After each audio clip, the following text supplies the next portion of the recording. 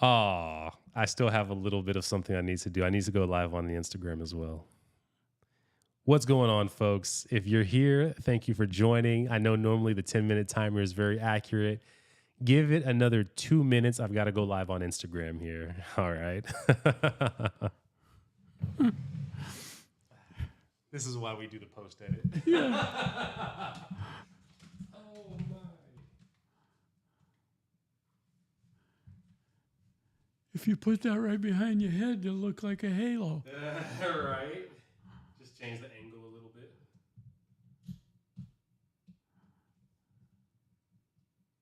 Okay. How's that looking there? Right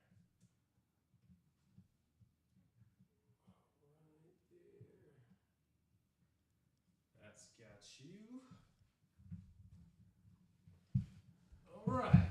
And now we are live on Instagram as well. So now we're ready to go. Okay. Welcome, folks. I am your host, Devahntau Colonel. Thank you for joining me once again for another episode of the Inspired Challenge podcast. On this episode, we are going to be talking about biblical masculinity, what it looks like to be someone who is on a mission, who has a purpose, who has learned to harness what God gave you naturally and to utilize that in a manner that suits your purpose, the mission he's called you to, your wife, and to be a warrior. What does that look like, especially here in 2024? We also have some wisdom when it comes to entrepreneurship going on, raising children. I'm talking this man has done it all. But before we jump into that, I do want to do some housekeeping for some things going on with the podcast. So quick note, we have recently crossed the 1,100 subscribers mark.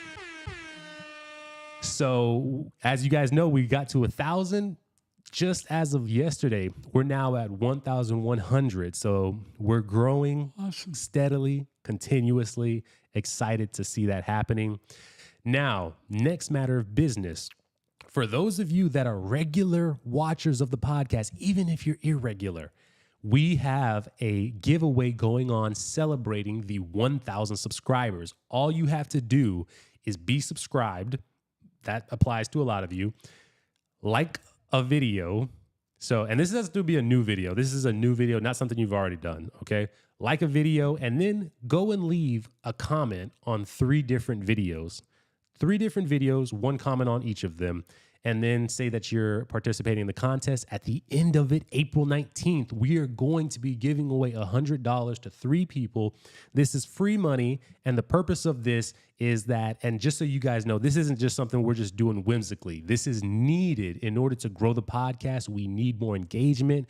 We need people to be participating in the content and just giving their feedback. So that way YouTube says, oh, people like this, let's show it to more people. The more people are seeing this stuff, the more people are getting the gospel. They're hearing men's stories. They're hearing about the life lessons that people have learned over an entire lifetime and other people are being able to be exposed to that in order to take that shortcut. So if you want to support the podcast and you can't do it financially, this is an amazing way, and it has the opportunity to net you some money as well.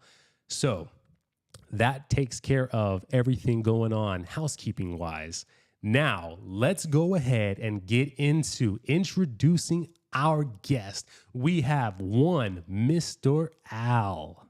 Al, tell the people name, age, what you do for a living, your relationship status, where you're from, and your hobbies. Okay, I don't know if I'll remember all that, but I'll definitely try. My name is Al. I go by Al, but it's Albert. But I don't like Albert because it sounds old. But I say Albert so people don't call me Alex, Aloysius, Alan, or Alexis, or something like that. Supposedly around 83, but I don't believe that. But that's what it says on the paperwork. And I'm originally from New England, but I ran away from home when I was 16. Joined the Air Force, was in the Air Force for 4 years, And when I got out of the Air Force, I had a lot of jobs. One of them lasted 5 minutes. And I put on a butcher's apron. They wanted me to fold little plastic forks and knives and napkins and put them in a little plastic bag. I was there for 5 minutes with the butcher's apron on, and the owner whistled. I was wondering who he's whistling at, like a dog whistle. And I looked around and I looked back. He whistled again. I looked over. He says, "Yeah, you, get over here." And I took off my apron, threw it at him, says, "Get it yourself. I'm out of here." I was there for 5 minutes. I have other jobs that lasted that long because I told him I didn't hire on to be a dog. I hire on to do work and get paid for my effort. So I've had a number of jobs, and then I joined the Army because I'd already had a fixed-wing pilot's license. In the Air Force, I joined the flying club and got a pilot's license, private pilot. Well, when I got out, I spent a number of years working, and then I thought, wow, I'd like to fly helicopters. So I joined the Army in the Vietnam War. I was one of the first Cobra gunship pilots to fly the Cobras in the Army, Army Air Wing. And when I got out, I didn't want to do jobs again, selling 24 hours of my life for money, because there were only 24 hours to sell, and it's hard to get ahead, especially nowadays with inflation. So what I did was I thought, I'm going to get into business. Well, in my final Army flying days, I was teaching the Vietnamese pilots how to use gunnery, fire the guns and the rockets. I'd get up at 5 in the morning, be at the airfield at 6, and be done by 11. Ooh. And I only had like 6 more months to go to be out of the Army. And I thought, wow, let me see what kind of business I could find. So back then, when cameras had film, you used to drop your film off to be developed. And there was a franchise that had, should I talk about this much? Sure, yeah. Okay. Had a franchise, and it was like $18,000 for one little toll booth thing with a roof on it where you dropped your film off. So I thought, wow, I could buy a toll booth real cheap, have a metal roof made the way I want it. And so I ended up having 3 of them for $14,000 and keeping all the money. So that was the start of my business career. But after that, I ended up having 13 businesses overall, and most of them were a success. I made a good profit, sold it at a profit, made profit while I was running them. So I do have business background, and right now my main focus is helping people have a better life, because I wish somebody had taught me what you're teaching your people on your podcast, how they can succeed in life. I wish somebody had helped me when I was younger. But I'm hoping when I pass on, the people that are still here are benefited because I was alive on earth. Love that, Al. So you guys, as you can see, there's a reason why I brought this man on the podcast. He's got some goodness to give y'all. I tell my guests not to like hit the table, and I keep doing that for emphasis because you guys, I'm so excited to have Al on here. And then also, could you tell the people your marriage status and what was the last one? I guess I'll tell that and you'll remember the last one. Okay. Marriage. I've been married well, I won't tell you. In the early days, I was a jerk. So I got married early and didn't work out, but not because it was a problem with the lady. It was me being stupid like a lot of men are, macho man. But then I hung around a group of business people that showed the right way to live your life, Christians that have a guide to follow on how to live your life. And my second marriage was one of the finest women I ever known in my life. And the one I'm married to now, which I'll tell you in a minute, is one of the finest. So I've had 2 of the finest women I've ever known in my life for marriage. My first wife was 45 years. It was an incredible marriage. We had incredible 2 children, a boy and a girl. And I can tell you this, I could not have loved her more. But I tell people every time I could have loved her better. And so I also tell people most marriages fall apart and dissolve like carbon monoxide.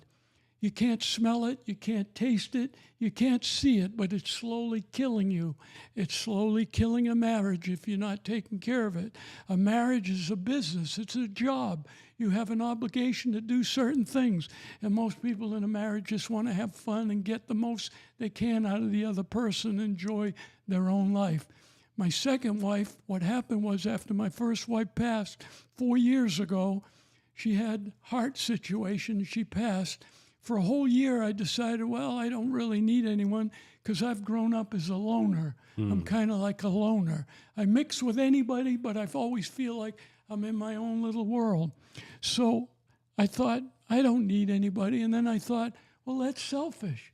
I thought, why not share the life I have left with somebody else? So I went on the online dating site, Christian Cafe. I was on a couple others, but they didn't measure up to Christian Cafe. But even Christian Cafe had its liars and cheaters and all this. Some people think, oh, Christians, I'm not a Christian, I don't want to know about that because they do this, they do that. Well, let me ask you this. If Beethoven wrote a masterpiece and somebody sang it and messed it all up, do you blame the song on the person singing it? Do you blame it on Beethoven because he wrote it? No, it's the person doing whatever they're doing. Same in Christianity. God is God. He's never going to change. He's always the same. But people mess everything up.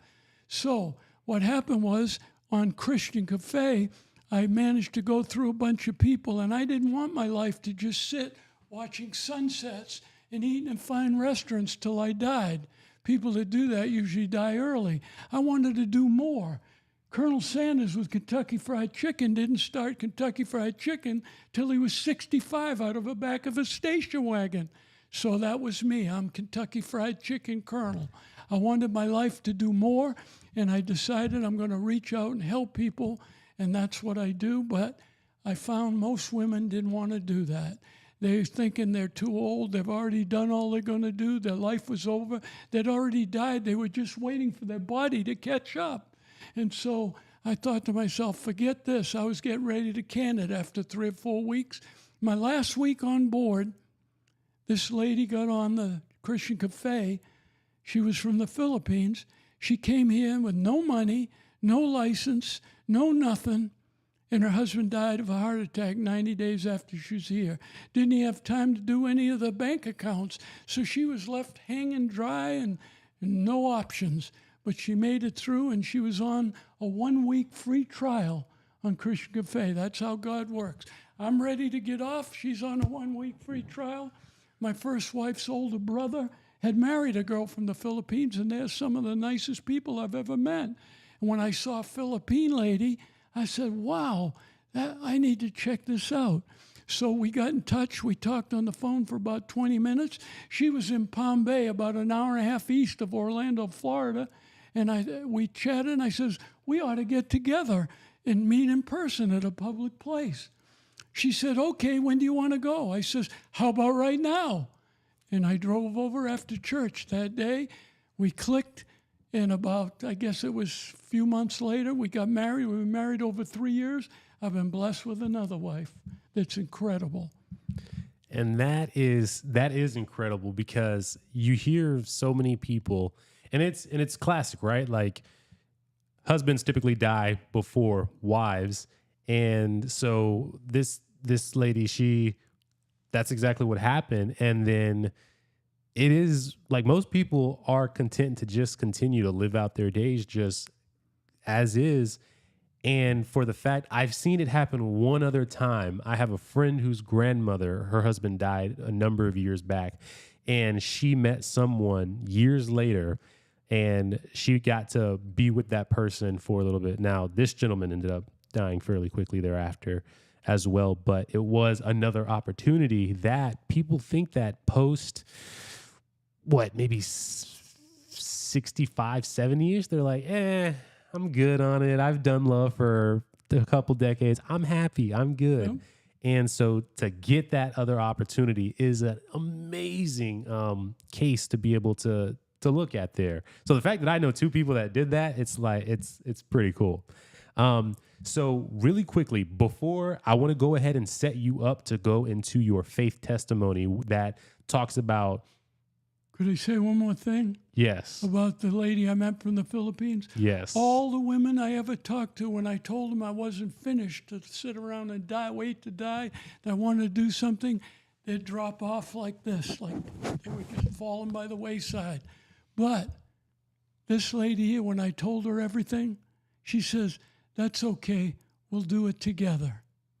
When she said that, I said, "That's my lady." That's, man. Just the way that you talk about your wife, I love, and I'm so curious to dive into more. I'm going to get a pencil and paper really quickly so that way I can let you speak without interrupting you. Be right back, folks. Al, if you would like to, you can begin to cover your faith testimony and what your life was like before, and then what brought you to Christ, and then how your life shifted thereafter. Okay, I'll do that while you're getting pencil and paper. It all started out, I was a moron, a jerk, a macho man, or whatever you want to call it, but clueless is the word.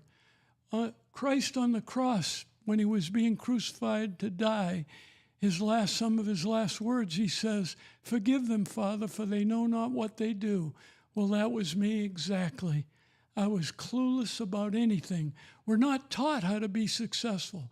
We're not taught how to have a happy marriage. We're not taught how to manage our finances. All people are taught is how to fill out a resume, apply for a job, do an interview, and get a job and work for 40 to 50 years until they die broke, because 73% of them die owing money. And so that was me. I was just going along the path of everyone else. And now I live by a code: observe the masses, do the opposite, because the masses aren't making it out there. And so here's what happened. I was smoking pot. I was drinking. Not bad. I wasn't bad at any of that, but I was doing it. And I was roaming around with whoever I could roam around with. You read between the lines. Women were just nice to have, let's put it that way. No commitment, that was the way to go back then for me. Well, what happened is I got tied in with a group of business people who had the proper life in perspective through Christianity, through the Bible. There's many other religions that have good points, but Christian, that's what I am. I try to live it. I become like the living Bible, because people are always watching you. Sometimes you'll be the only Bible they ever read, your actions, your words, your deeds. So I'm not perfect, but I always try to do the best I can. And when I saw the example of these people, I thought to myself, wow, their marriages seem so good. Mine was falling apart. With one of the greatest women I was married to for 45 years, we were a month away from divorce when I got involved with this group of business people. That's why it's so important who you hang out with. If you're hanging around with bad people, you're going to end up being bad. If you're hanging around with good people, you're going to end up being good. It's whatever you're around, you sooner or later become like that group you're around. So what happened was, we'd go to these business meetings, but they always prayed before and after the meetings.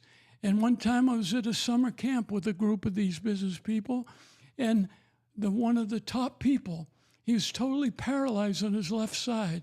He makes millions of dollars a year, and yet here he was serving people. And I watched him. I said, why would he do that? Man, if you got big bucks, go enjoy your life, have a good time. And he was serving people, and one of his famous talks was, to whom much is given, much is expected. And I watched their lifestyle, and I said, wow, that's the way it should be. And one afternoon, on a Sunday afternoon at a summer camp, he was talking about the Lord and about how you become a Christian, etc. And I thought, I'm going to ask these questions. I don't think he's got the answers. And I said, can I ask a question? He said, sure. And I went, hey, I'm a talker. I can run my mouth for hours if I want to. But I realize I've got one mouth and two ears for a reason, so I'm not going to do that. But then I tried to be the big shot and take over and talk. I couldn't talk. I tried for like 5 minutes. I couldn't say anything. And something happened inside of me. It wasn't any big explosion. It wasn't like, wow, here's when I was saved. All I remember is I couldn't talk. And from that point on, my life became better and better. Let me give you one illustration. I had little micro cassettes in one of my businesses. I used to record when I was traveling around, a fixed vending equipment I had. And I'd record things. And the micro cassettes, I'd put them in a box. Well, a couple years or whatever later after that, I was looking for a small cassette to record something. I didn't want to buy a new set because you had to buy a box of them. And I looked through some of my old cassettes, micro cassettes. They're the little ones, about 2 inches long. And I picked one out and it said, my daughter's heartbeat when she was in the womb. Well, I'm not going to use that one. I put it on the side. I pulled out another one. It was my son's for baptism at church, so I wasn't going to use that one. I pulled one out that had pencil writing on it, and I couldn't make out what it was. So I put it in the player, and I started listening, and I started cringing. Every other word was F you and F this and MF this and MF that. For those of you who don't know, check with your parents. And so it was like sickening to hear this foul-mouthed whoever it was. And I couldn't make it out real good because microcassettes don't have good clarity. So I put it back in, rewound it, played it again. Then I started realizing, wow, those spots that I was naming were where my vending equipment was. Then it dawned on me, that was me. So I know what it means when Christ said, forgive them, Father, for they know not what they do. I was clueless. And it made me sick to my stomach to realize that that was me years before. Since then, when I hear somebody cuss or swear or anything like that, I cringe inside. I want to make sure not to interrupt you. So a real quick comment was that I told you that I was putting together my videos of me when I got kicked out, and I was going back, looking on the timeline. It's cool because you can see the photos, you can see your thoughts, your posts. When I go back and I look at the things that I was posting and the ease with which I was dropping F-bombs and I was cussing on my posts, sharing all kinds of vulgar image things, it's the same thing. I sit there and I read it and I'm like, oh, no. I know. So I could relate to that when you said it, but you may continue. Oh, so what's the story there is, there was no big deal to become a Christian. God, if you want a better life, God's going to be there to guide and direct you.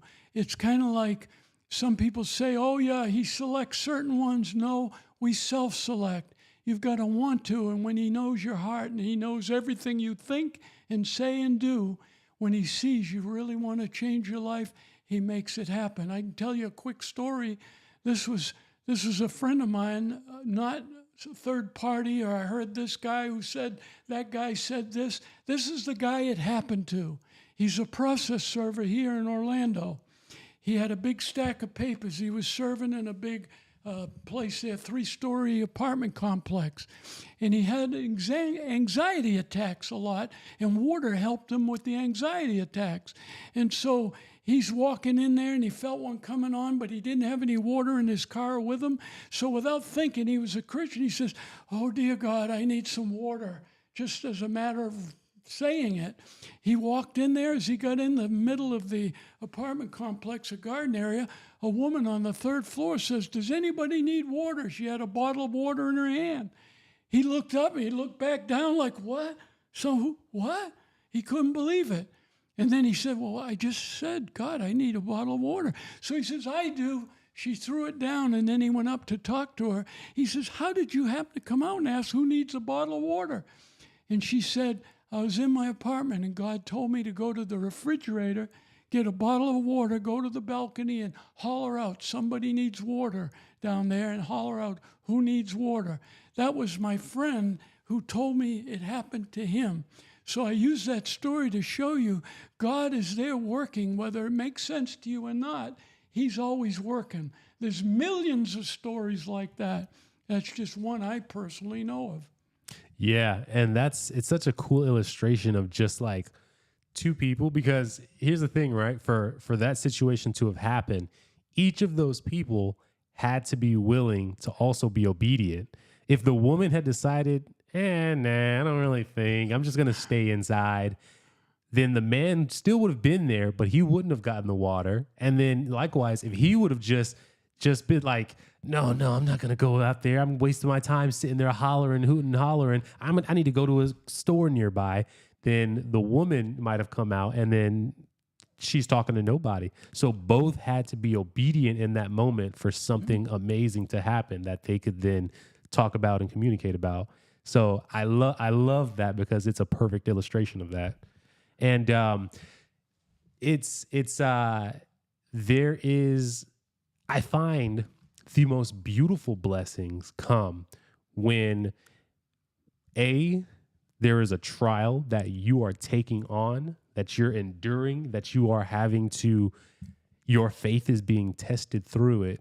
And then B, even through that, you are obedient through that test. You do not forsake your call, and you continue with the mission that you were given by God, and you trust that he'll see you through. And then next thing you know, you're walking through a door that you thought it was just a brick wall in front of you. I'd like to say one quick thing. You have the only fingerprint that's ever existed in the world. Nobody has a fingerprint like you, which means nobody can leave an imprint in life like you. Love that. So, Al, man, you were doing so much amazing talk about your wife that you have right now, and you spoke very self-aware and humbly when it came to your previous marriage. So I wanted to see with you, how did that marriage, like, for a lot of people, when they look at a relationship that failed or ended, they look at what the other person was doing. They say, they should have did this. And it is just blame central. You talk about it and you say, I wasn't perfect. I loved her great, but I could have loved better. And you say these things. Where does that sense of like you talking about that in recollection come from? Well, here's the first thing I'd say. When you're starting out, you realize nothing, but it's easy to be a Saturday night quarterback and look back and see what you should have done. The real trick is, a business mentor of mine said, if you're going to walk through a minefield in the Army or in the military, it's best to follow the footprints of somebody who already walked through that minefield, so you don't blow up your foot to figure if you're at the right spot or not. So that's number one. Number two, the people we associated with had all the wisdom we could draw off of. Instead of hanging out with people and checking with somebody who had a divorce. Yeah, I just got rid of my wife. Yeah, me too. Let's go get a beer. Forget it. Most people, when they have a problem, they hang out with people that had the same problem. How do you solve a problem that way? You don't. You just dwell. Also, remember, whenever you're pointing a finger at someone else, there's 3 other fingers pointing back at you. But people don't realize that. They think, wow, yeah, it's his fault, it's her fault, and if she'd have done this. Another thing in marriage that helps it work is you're never, N-E-V-E-R, going to change someone else. But that's one of the number one things you hear when people get married. Well, he's not perfect, but if I'm with him long enough, I'm going to change him. Oh, she's not this or that, but I'll get her to change. Forget it. There's only one person on planet Earth you can change. That's yourself. You can't change anybody else. But if there was even a hope of changing somebody else, the way you do it is you change yourself. And then when they see your change, they make their adjustments.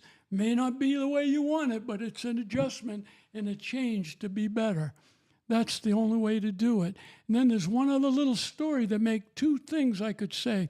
One, a lot of people say, they don't even say this and they don't even think it, but the ones that do say, our marriage is 50-50. Well, that's no good. The marriage has to be 100%, 100%. You got to give it all. you got to give everything you got to it. And if you don't, which a lot of young people are living together, it's hard to do anything full purpose and full results and get full benefits if you're not making a commitment. That's why so many things fall apart. They live together, and the woman's the worst one to go through it because they want security. What security is there for some guy just having a good time and not making any commitment, can walk out the door anytime he wants? Forget it. If you want a marriage, if you want a relationship, you got to make 100% commitment, and both parties got to do that. And here's an example of what happens when you do it. This is a story for another one of my business mentors that's helped me understand. His wife tells this story, and it's so true. A logging camp with these horses, with giant horses in the forest, where they cut down these huge trees, and they wrap a chain, the horses would drag the logs out of the forest to the wagons back then. Well, the loggers at break time would all sit around and chat, yeah, my horse pulled the biggest one, and this, that, and the other. And then they decided, well, hey, one horse, how much can they pull? And they analyzed it, figured about 10,000 pounds of logs one horse could pull in a load. Well, then they took a bet, and they said, well, how many could two horses pull? So they wagered and all, and then they checked it out, and they guessed. Some said 13,000 pounds, some said 20,000, double the amount. They had all kind of figures, but when they did it and checked it out, two horses working together as one, in the Bible it says, my brethren, my women and men, I wish above all things you come together as one.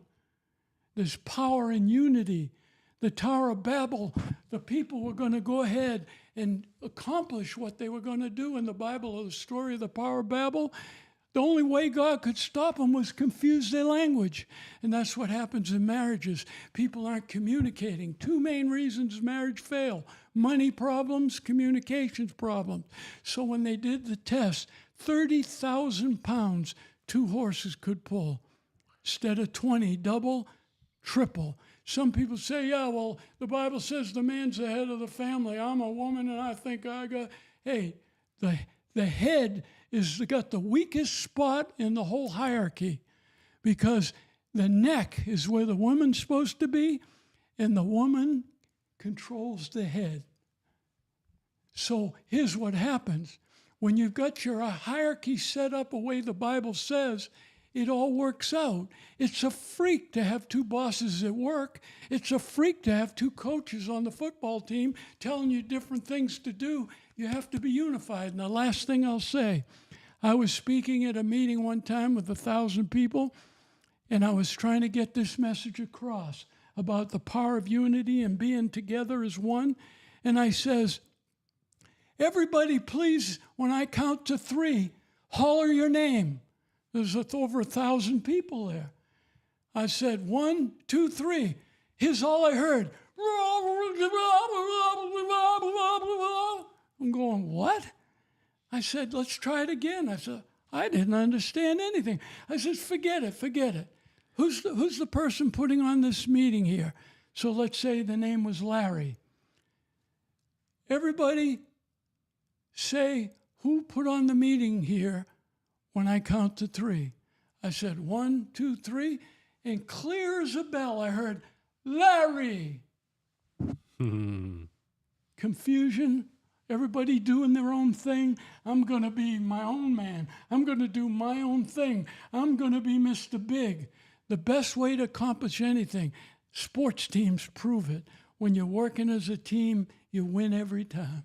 Yeah, 100%. And that's, it is one of the biggest misconceptions that I see going around in culture right now is people's insane desire. And it was my desire too. So this isn't me speaking from some like high horse or whatever. It is the desire that people have to feel so completely different and unique from other people, to be able to say, oh, I found my own way, and I walked my own path, and I did my own thing.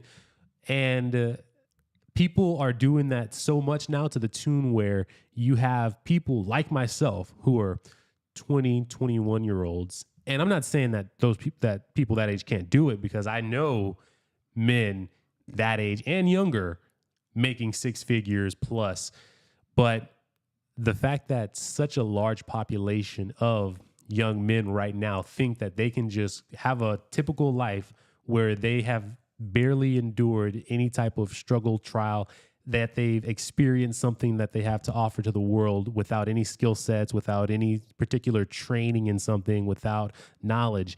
It is clear that there has been a massive delusion that people have allowed themselves to fall into, whether it was the age I was there or even someone older who has simply just been doing the same thing over again, not learning new skills, not taking on anything new.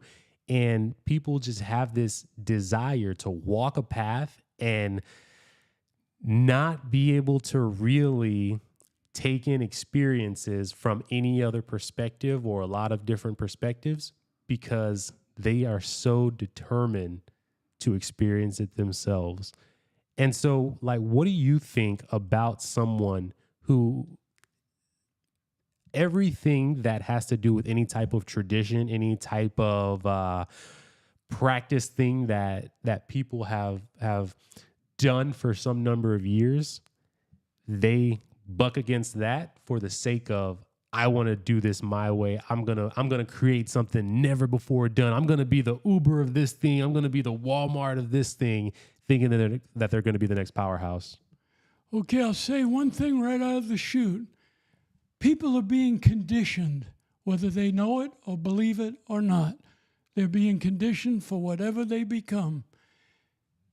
Otherwise, Coca-Cola, Budweiser, whatever these companies that spend $1 million on a Super Bowl ad, are they dumb or does it work? It works. So you're being conditioned even by the people you hang out with every day. Well, here's what's going on. A lot of people think America's a democracy. It's not. A democracy is mobcracy. It means whoever you can get the largest group thinking one way, then that's what it's going to be set up as. So all you got to do is get enough people thinking the way you want, and you're going to implement that. We're a republic. The Pledge of Allegiance says we pledge allegiance to the republic. A republic is a certain set of rules that you live by and follow, biblical rules, and they never change, and they're for your good. And if you follow them, everything stays solid. But when you start doing democracy, or you get programmed this way, men against women, black against white, old against young, tall against short, fat against skinny, divide and conquer. United we stand, divided we fall. Well, it's on purpose what's going on, because you can't conquer anybody if they're unified and come together as one. Perfect story is in the Bible. Gideon, he had 30,000 soldiers, needed to go into battle. God said, well, have them do this, have them do that. Whittled it down to 300 soldiers, and they were victorious because 300 soldiers working like this, like brothers, like, what do you call it in the military? Band of brothers. When you're like that, you can defeat thousands of people that are all discombobulated. Mm-hmm. Yeah. And so, as you mentioned a couple of times now, that the men that you put yourself around were pivotal towards your being able to develop, running businesses.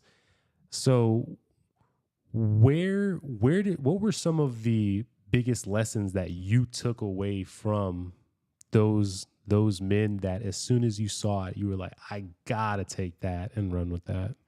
Well, I'll tell you this, it's more of a feeling. You just sense it.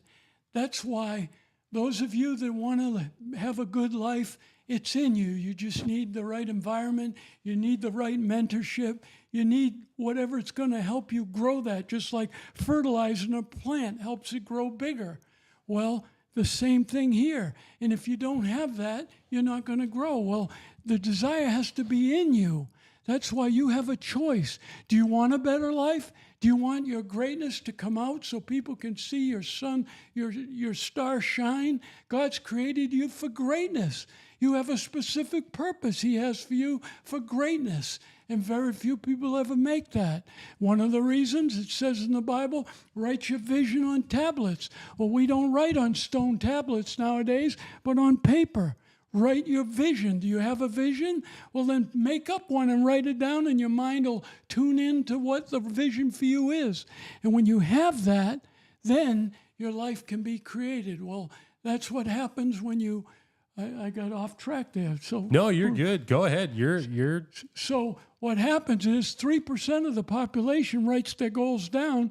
97% don't. The 3% are the most successful people in the world. Yet I tell people that all the time when I see them later. I say, have you written down your goals? Oh, no, I got it up here. The Bible didn't say get it up here. It said write it down on stone tablets with a chisel. Now all we got to do is with a ballpoint pen, and we don't do it. Why? If it'll benefit you, why wouldn't you do it? Did you ever think there might be some type of force in the universe that keeps you from your greatness? Because we're created for greatness.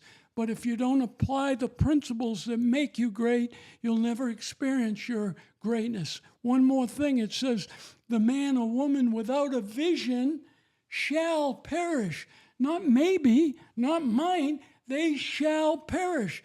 Well, does that mean you're going to die? No, you don't die because you don't have a vision, but you can. Let me tell you about my wife that I was married to for 45 years. Her mom lived to be 100. All the last years of her life, I'm going to live to be 100. She had a goal, I'm going to live to be 100. She lived to be 100. Couple months after that, she died. When you don't have a vision, there's no purpose in living. Well, that can shorten your life, but you don't die just because you don't have a vision. Here's what happens. The greatness God created you for doesn't come about if you don't have a vision and a direction, a focus to go. You're like going around in circles like a motorboat or a rowboat with only one oar going around. Yeah, 100% love that, man. You had mentioned something about fertilizer and how you need fertilizer to be able to grow something up. And it made me think of something that is going on right now. And this is a young man who either A, has an inactive father, B, an absent father, or C, just a mother who is determined to raise that child by themselves. And this came up with me because as I have my middle school boys, I have boys from all different kinds of family situations. So what is, in your mind, how does a young boy who doesn't have biblical male influences, or if they do have them, does not have regular access to them, how should their mind shift so that, one, they can contend with the absence of a father, and two, contend with the influence of being raised by a single mother who's trying to do the job of both, obviously can't do it, and so might lash out, whether it's by smacking the boy, whether it's by cussing him out. Just, he is not in an environment that is well suited to his development as a man to carry himself as he should with duty, to be able to take criticism in a proper manner, and to be able to grow knowing that he has things he needs to fulfill. What do you think? Well, I'd say that 80% of the men in prison never had a father or a father figure. A father is very important. A mother is very important, but they're two different things. I admire a woman that my wife now, that from the Philippines, she raised her 3 daughters by herself, all by herself. Her husband got into drugs, and she took care of him in a separate place so the drug people wouldn't influence her daughters, and she raised her 3 daughters. She did it all. She's an incredible lady, but didn't do the job of a man being in the picture. Women are thinking different than men. Men think different than women. And this characteristic of both, when you meld them together, you get the fine product. I'll tell you this. A man especially needs a father figure or a father. Well, it's hard if you don't have a father to get one unless you beat him up and tape him, tie him up and drag him. But you know what I mean. I'm joking around. But you can have a father in the Bible because God the Father says he loves you and cares about you and wants the best for you. That's one way to have a father. Another way is to join groups, a church group, organizations. They have actually organizations where men are willing to be mentors to you. And so that'd be another way. And here's a final way I would say. Supposing you got no other options, but there's a book. There's books. When you read books, it's not a person, but you're getting the heart of what that person thinks. And if you find books that teach you how to be a success in life, not just money, money's not success, life is success. A marriage, raising children, making money, helping others, all of that's success. And so you read books, you can learn. They don't teach this anywhere, but you can learn. It's like having a father, if you will. Read a book, and one of the best ones I've read, there's many, is Wild at Heart. Mm-hmm. Wild at Heart. And it's, you guys, this is a book that Al and I, we met previously, and we were discussing. He told me about this book, Wild at Heart, and I have been listening to bits and pieces. I'm about 2.5 hours in at this point, and this book is, I've learned a lot in the past 2.5 years as I have sought the biblical approach to being a man that can lead a ship, especially within this marriage area. And this book, man, everything that it took me the past 2.5 years to learn how to do would have been shortcutted within this 2.5 years, because it speaks so well to the wants and the desires of both the Christian man and the woman, and even outside of Christian man and Christian woman, just general men and women, period. How men want to be adventurers, hunters, someone on a mission who fights for the desired, the sought after, the prize.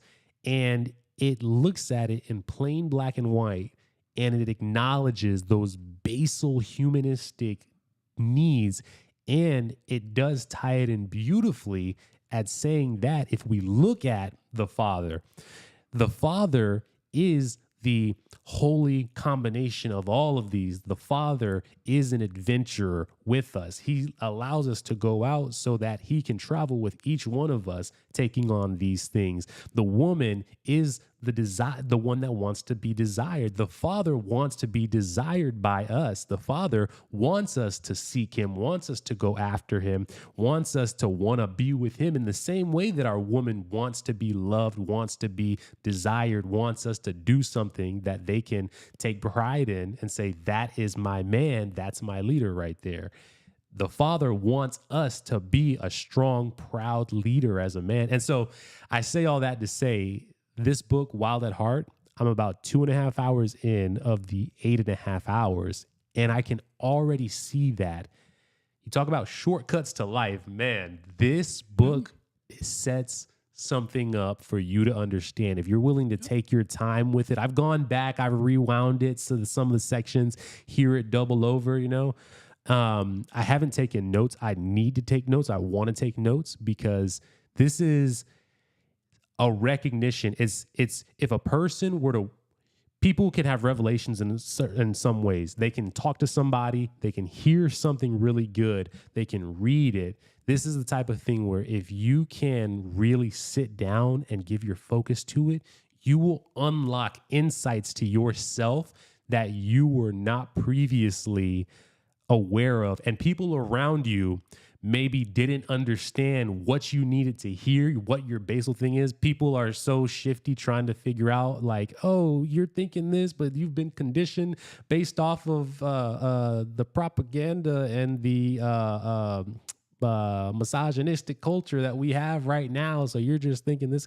No, dude, at your basal level, you want to be a leader at your basal level. That's why even the guys that sit in their room playing video games all day, what are they truly doing? They are being violent in action with their brothers in arms. They are planning, strategizing, they're conquering. When you see women play games, what are women going to play? They're going to play stuff. So Al, Animal Crossing was a game that blew up during COVID. The premise of the game is you go around, you plant these little gardens and you build a village and you do these things to like make something all cute and you hang out with your friends. That's what women blew up during COVID. So we can see just on the selection of video games and the things that they lean towards, the different proclivities that a man and a woman would have towards these things. And the book speaks beautifully towards that. Let me just throw a quick thought. Something I read recently. I forget how you pronounce it, but a country, small country somewhere that never had television, Bangtu or whatever it is, Banktau. Anyhow, that doesn't matter what it is. Here's the fact. They didn't have television. Recently, in the last year or two, they put in, or 2 or 3 years, they put in satellite dishes for television. And since then, crime, rapes, robberies, murders have started increasing on a regular basis. Folks, whatever you put into your computer brain is what comes in. That saying is not a cute little saying, garbage in, garbage out. People say that like it's a cute little saying. It's so real, it's unbelievable. Your life will become what you put in your brain. Muhammad Ali, the boxer, I'm the greatest, I'm the greatest, I'm the greatest. Well, do you think he had the purpose there? He certainly became the greatest. People think he was lucky and said that because he was a wise guy. He was wiser than people thought. He knew how your brain worked. This is the main programmer. This is the second main programmer here. This is the third main programmer. All those go into your computer. A regular laptop, you do this and you're done. Not this one. You've got to do it over and over and over like a worn path through grass. Near a high school, if the students cut through a lawn, you can see the dirt path where they go. But if one person walks across the lawn, nobody sees they even walked. Well, your brain works the same way. You program it from what you want. What do you program it with? It's automatic. If you're hanging around with bad people, you're automatically going to become bad. If you're hanging around with great people, you're automatically. There's one other saying that popped into my mind. One guy who was a multi-millionaire was asked, what would you do? What's the most important thing you could do to help you succeed? He says, here's what I'd do. He says, I'd become a table cleaner, a busboy at the fanciest restaurant I ever knew, just to be around successful people. Basically, what he's saying is, I want to be programmed by success. Well, you can do that with books. You can do that on a podcast. But you've got to program it with something. And if you don't, people think, oh, I'm not worried about that. Doesn't matter what you think. You're automatically being programmed for every single thing every day of your life that you come near. The worst thing you could ever do is be in another room with the television on in the other room. I've told people this. I've said, you're being brainwashed by that television. Oh, no, it's in the other room. I don't even pay attention. Well, that's even worse. It's bad enough when you do pay attention. At least you screen some of it out. But if you're not watching and paying attention, 100% of it is going in your brain. That speaks to, there's something that a young man, his name is Caleb, he told me this a while ago. He works with spiritual formation. And he told me that your spiritual health is always in a state of flux. You are never staying at any place. You are either growing spiritually, or you're being moved away spiritually from where you are. And that is exactly correct. And that's how it is with our spirituality that we believe, but also with the heart of how we are, how we operate. If you are passively, and this is something that I've been looking at, and it works so well. If a person that I know has the desire to want to get healthy, before I tell them what to change about their diet, what to change about their exercise, I would tell them, spend 2 days within this next week, back to back, 2 days back to back, where any free time that you have, and even passive time, have on content focused around being healthy. Whether it's walking more, whether it's what to eat, whether it's types of exercise, just for 2 days, watch content. Excellent. Where that's all it is you being healthier. And then I want you to write down at the end of each day what you're thinking, how you're feeling, da-da-da. You will be shocked at how much your mind's focus on that health stuff, even at a passive level, is redirected. Why? Because you're brainwashing yourself essentially with a focus of this thing. Now, if you put on content where people are freaking out about the news and what's going on over in Israel and Palestine and what's going on with all of these issues that are certainly important issues to someone, but for you as the individual guy, this is why I don't talk about a lot of politics on this show and what's going on. Not because it isn't important, but because so many men are not even at the place where they are ready to take care of themselves. They need to get themselves in line before they start worrying about, oh my goodness, what are we going to do if Trump becomes president again? Or, oh my goodness, what are we going to do if Sleepy Joe gets another term in? Dude, you can't even control your anger when somebody cuts you off in traffic and you want to get out and you go to jail for it. That was me, by the way, that I just gave that example of. Guy cut me off a few months ago, and doggone, I pulled up next to him, rolled down my window, said, "What the F is wrong with you?" And then I sat there, he sat there. I'm like, I'm like, ready. And then I'm like, Devahntau, what just happened, man? And what was I listening to, though? I was listening to content where it was different people debating these things that I'm not. But what's going on? In my mind, I am consuming contentious content. And so my spirit, my mentality has been geared towards being more contentious with people, not seeking peace with people.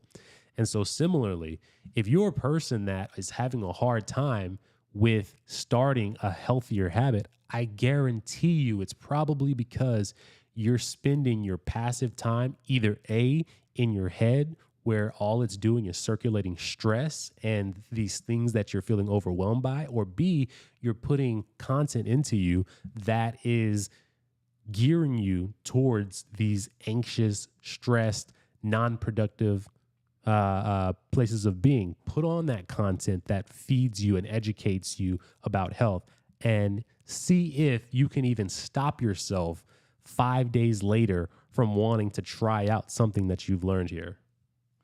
Yeah, so true. That's an excellent way to do it. I have quick thought. I've done this. You could do it too. Take and put positive input into your brain on an audio device with earphones. Do it for a week. Real positive, good information put in your brain, and then see how you feel at the end of the week. Then take and put news from television, trash, junk, and other crummy things you hear every day in your life. Put that in an audio file and listen to it for a week and see how you feel. It's like two different worlds you live in, and you don't realize it, but if you do each one for a week and compare them, you won't even want the garbage. Then let me throw one other thing at you. This will help you. Wherever you are, whatever you're doing, ask yourself this as you're looking around with a group of people, with an individual, at any meeting you're at, anywhere, anyhow. Look around, assess the situation, and say, is that how I want to live my life? Is this how I want to live my life? Is that what I want? And if the answer is yeah, I'm happy with it, go for it. Good or bad, you got to pick for yourself. But most people, when they look around like that, say, is this how I want my life to be? the answer is no. But you can change it. So easy to change it. Mm-hmm. And that's like, even when I think about like certain days where either I make poor decisions or people I know make poor decisions, the most common element is the person makes the poor decision instantaneously. There is little to no thought about it. They don't even allow for the question of, does this really match up with what I want to accomplish? Is this the person that I want to be 3 years from now? Does this even work? Like, people refuse to ask themselves those questions. And that right there is probably the biggest mental block for people. That's why sometimes I see people who have content where it's like somebody cussing someone out saying, you're a loser right now. You need to da da da da da.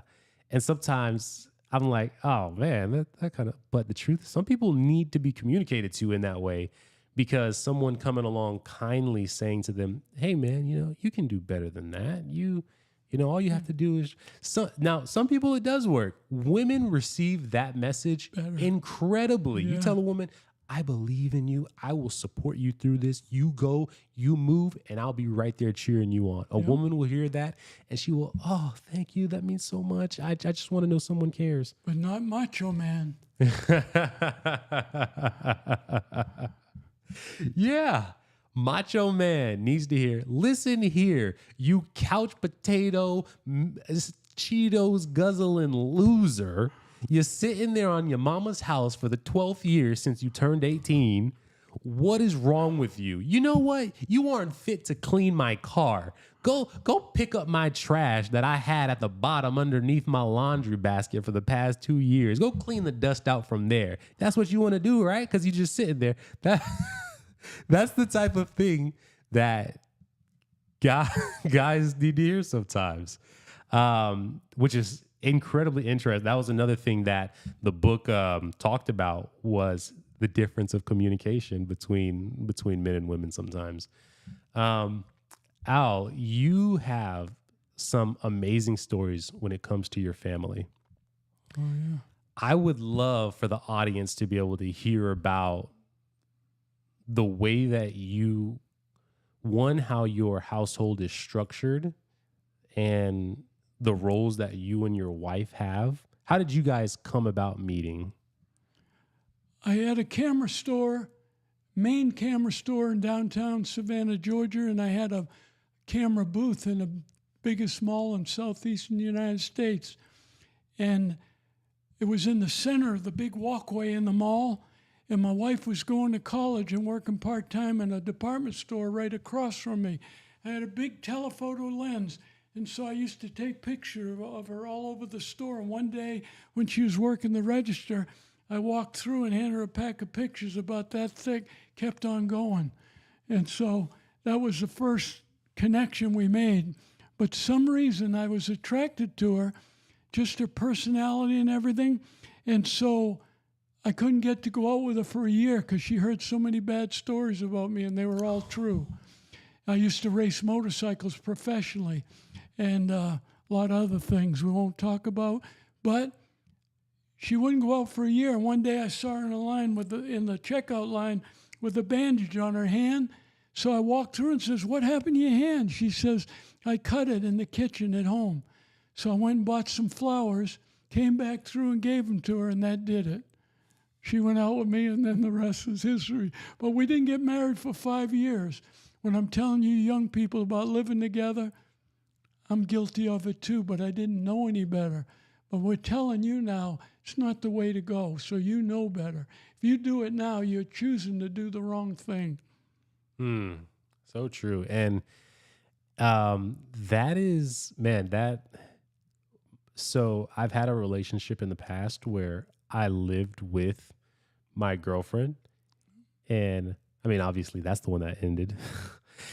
And then the woman that I'm married to nowadays, I would visit a lot, and I would sometimes even, against wiser judgment, I sometimes spent the night in a purely non-method of God wouldn't have been totally happy, but he would say, you have not defiled.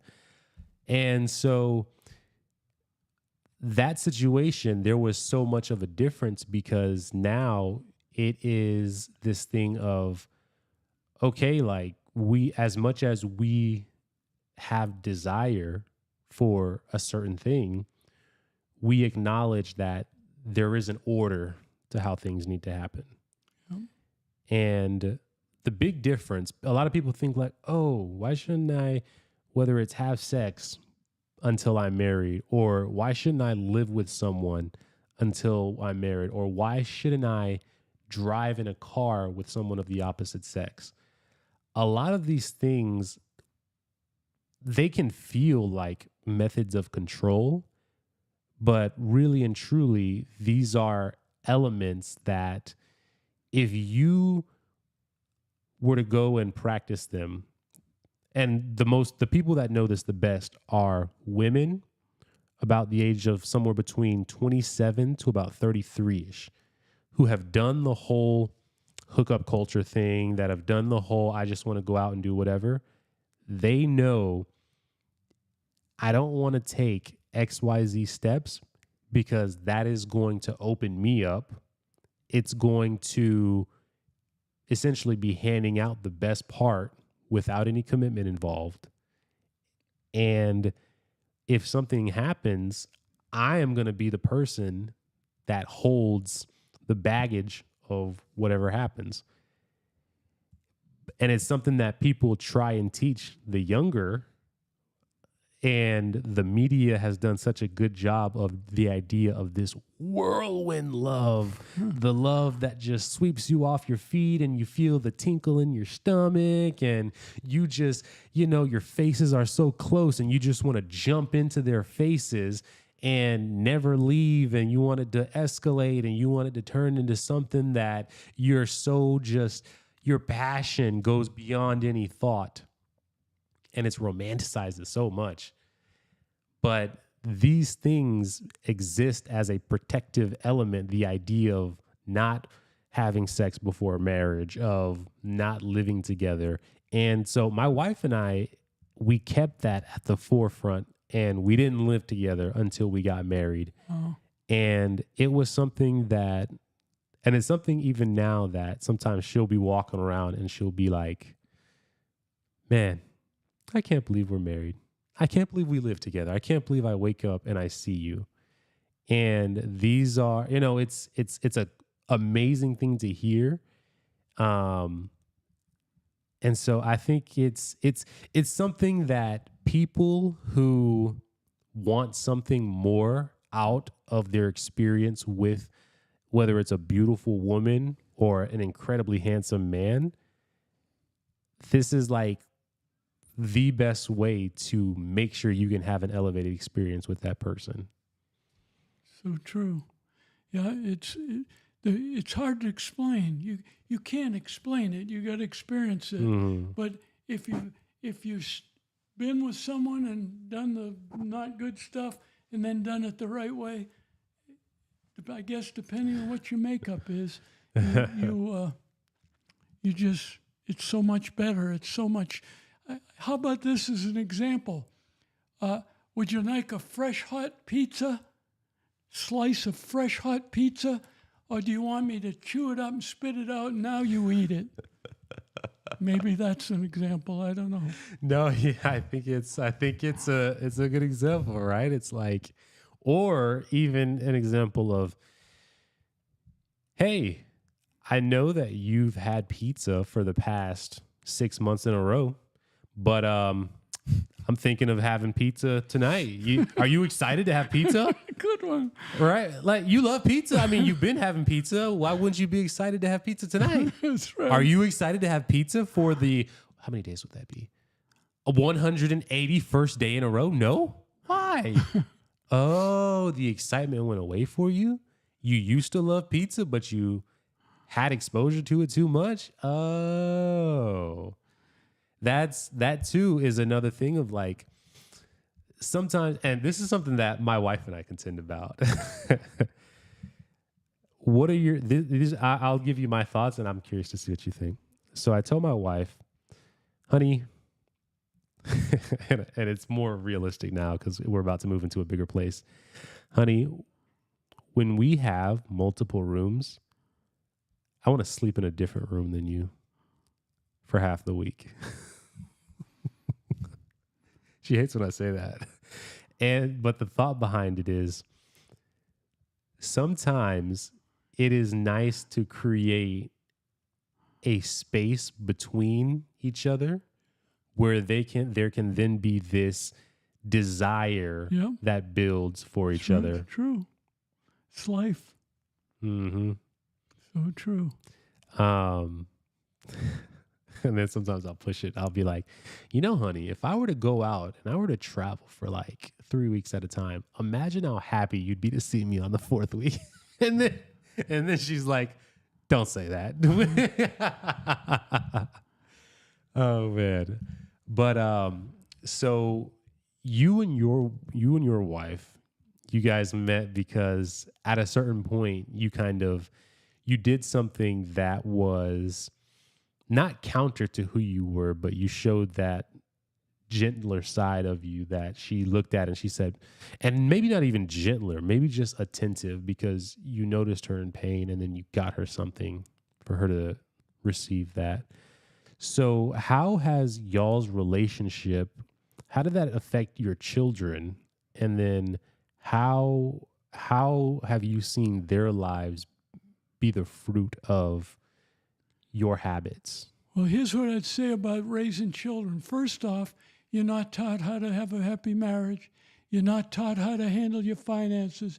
You're not taught how to raise children. You're not taught anything except how to get a job. That's what it's all about. It started back in the early 1900s when manufacturing plants needed workers, so they started conditioning people back then. If you want to Google Edward Bernays, you can see he's the master of mind control. He started most of what's going on. So here's the deal. I knew nothing about raising children. I knew nothing about marriage, but I learned from the association of people that had successful marriages, not the ones that have been divorced, and asked them what they thought. I didn't care what they thought. I only cared about people that had what I wanted. So I'd get advice from them. I'd read books like Men Are From Mars, Women Are From Venus. Have you ever heard of that? Read it. It'll open your eyes even if you're married or if you're going to be married. How about this? Do you know the love languages of your wife or husband? So important. It can make all the difference in the world. Remember, finances and communication are the two main causes for divorce, but there's other reasons, other little things you can learn about through books and audios. Some people say, well, I don't like to read. Can you listen? Get an audiobook. Well, I don't have time to read. What do you do in the bathroom? Write on your walls? So you can always read a page. You can read a chapter. You can read a paragraph. Anything you do that's moving you forward, like we just said, you're moving forward or you're moving back. You're not sitting in the middle, even though people think they are. Well, I knew nothing about raising children, but I remember one book. I've read a lot of them, but one book sticks in my mind. I haven't been able to find it. It was years ago. It says what the Bible says about child training. One of the biggest things you can do to harm your child is let them roam free and do their own thing. They want to know their little space is controlled. To them, this world is like a monster. They don't know. Can't take care of nothing. You're their protector.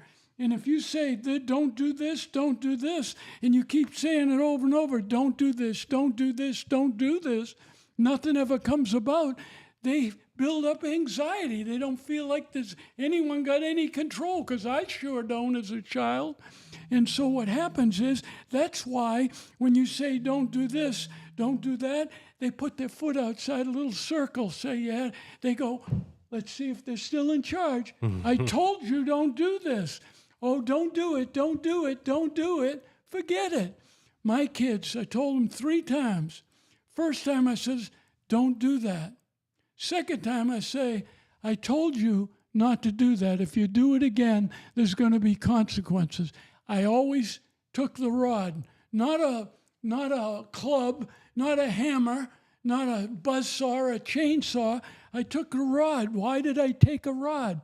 I cut a little switch off a plant. I got a little round dowel. Because the Bible says, spare the rod, don't use the rod, you ruin the child. Well, I didn't want my children ruined. God says, use a rod. So I got a rod. Why? Because the little edge that touches the skin, it's rounded, so you only get a little contact, but that contact gives a sting. Lets them know it stings, it hurts. I don't like this. Doesn't harm them, doesn't hurt them. And so I used that, and after a while, they wouldn't go to the third step. They knew after the second step what was coming. In their little circle, I had them doing what they're supposed to. They didn't put their foot outside anymore. They knew they were safe and secure with mom and dad helping their lives become better. Well, listen to this. I read what the Bible said, and here's the results of my children. I'm so thankful. I've been so blessed beyond measure. Sometimes it's hard to believe I've been blessed. My daughter, when she's 16, we always control what they put in their laptop computer from Best Buy. That's all a brain is. It's the only difference in you. Skin and bone and color of skin and height and tall and short and fat and skinny, that's nothing. That's just stuff. The real heart, not this. This is a pump. This is your heart. The heart of your life, the heart of everything you're ever going to accomplish or do is right there like a laptop. When you're born, there's nothing in it except the operating system like on a computer. What goes in it the first 7 years is 80% of what you'll become unless you add stuff consistently to water down what was originally put in. Maybe you were told you'll amount to nothing. It's a lie. Don't believe it. Change it. You can't go and change it. But you keep saying, I'm a winner. I'm a winner. I can do anything. I can do anything through Christ who strengthens me. I know all things. You don't say, I'm catching a cold. Oh, I caught it. Oh, I'm getting a runny nose. I think I'm getting a headache. What do you think caused that? I'm catching a cold. Hey, computer, start doing things that look like I'm sick because I just said I programmed you to that. Well, that's everything. So if you were raised saying you'll amount to nothing, you don't measure up, this, that, and the other. I'm a high school dropout. I've had people with master's degrees working for me. Who cares if I'm a high school dropout? I have a friend of mine he was hurt in an accident when he was 2 years old. He's real intelligent, but he's a little slow in some areas because of brain injury. He's got 5 master's degrees. I admire his efforts and what he's done. 5 master's degrees. I'm a high school dropout. Let's see. Oh, he's so much smarter than me. I wish I was smart like him. No. If I put all the things he did into my computer, I'd have 5 master's degrees. I didn't want to do that. If he did what I did, he'd have what I have. He wanted to do master's degrees. The point is, you're not smarter or dumber than anyone. You're only what you're programmed for. You put in there. One more quick thing. When I was 20 years ago, I took a Florida State insurance exam. Back then, I had a little Walkman you put on your belt, little CD. I put all the sample test questions. I put all the highlighted things, and I listened to it for 30 days. I programmed my computer for 30 days, morning, noon, night, with a cord earbud, pain in the butt, hooked on everything, popping out all the time. 30 days later, I went and took the test. I was the first one done.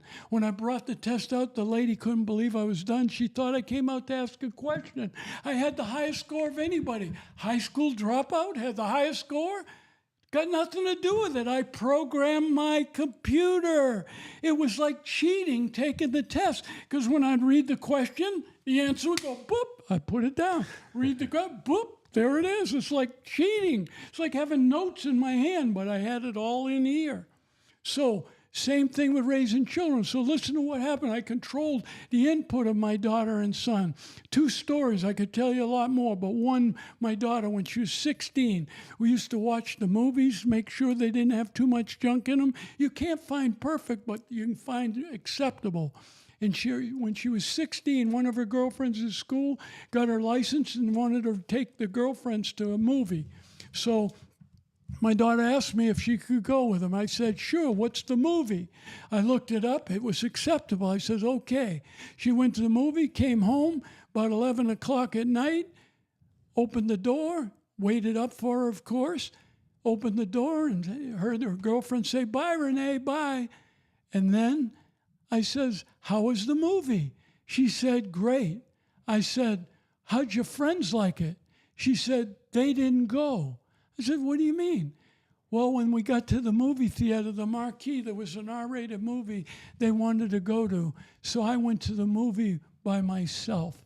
I was so proud of my daughter, I couldn't even believe how proud I was of her. That's how God is with you when you do the right things.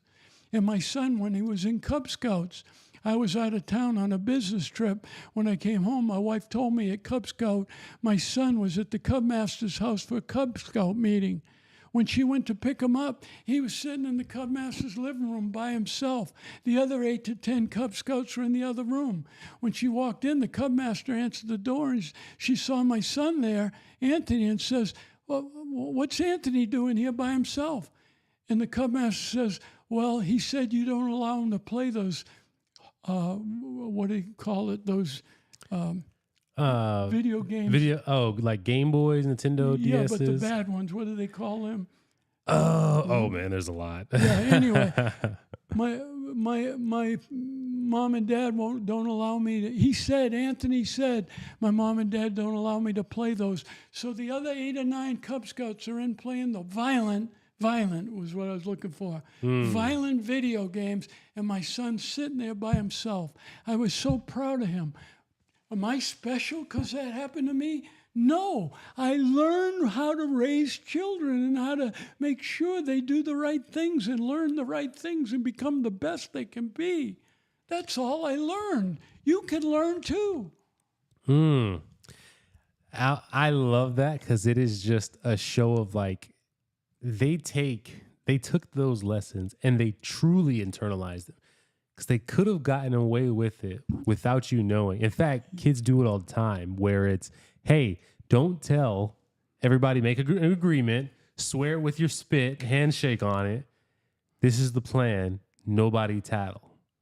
And the fact that both of them, not just one or the other, but both of them did it is an insane testament to one, the amount of leadership that you gave them, but two, to the relationship that you had with them, the fact that they actually would go and have your lessons in their mind. And I do want to ask you, I want to play a little game, and this is something this is the first time I've done this, okay? This is going to be called the game of contention.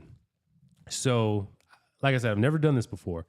But I want to ask you questions going down the line of some of the things that you mentioned and just play out this conversation so to see what this looks like. So I want you to be you.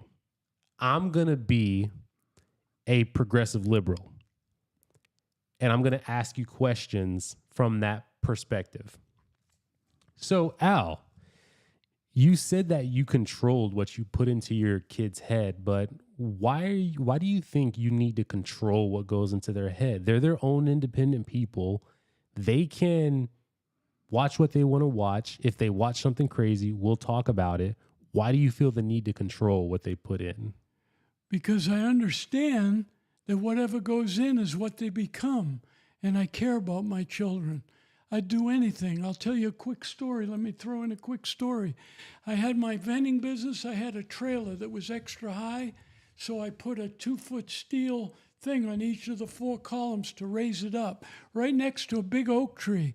A lot of times branches would fall down off the tree, and if I could get on it 180 pounds, but it would wobble a lot, but I'd do it. Well, one day my 9-year-old daughter was out there and I says, Renee, will you go up and get those branches off?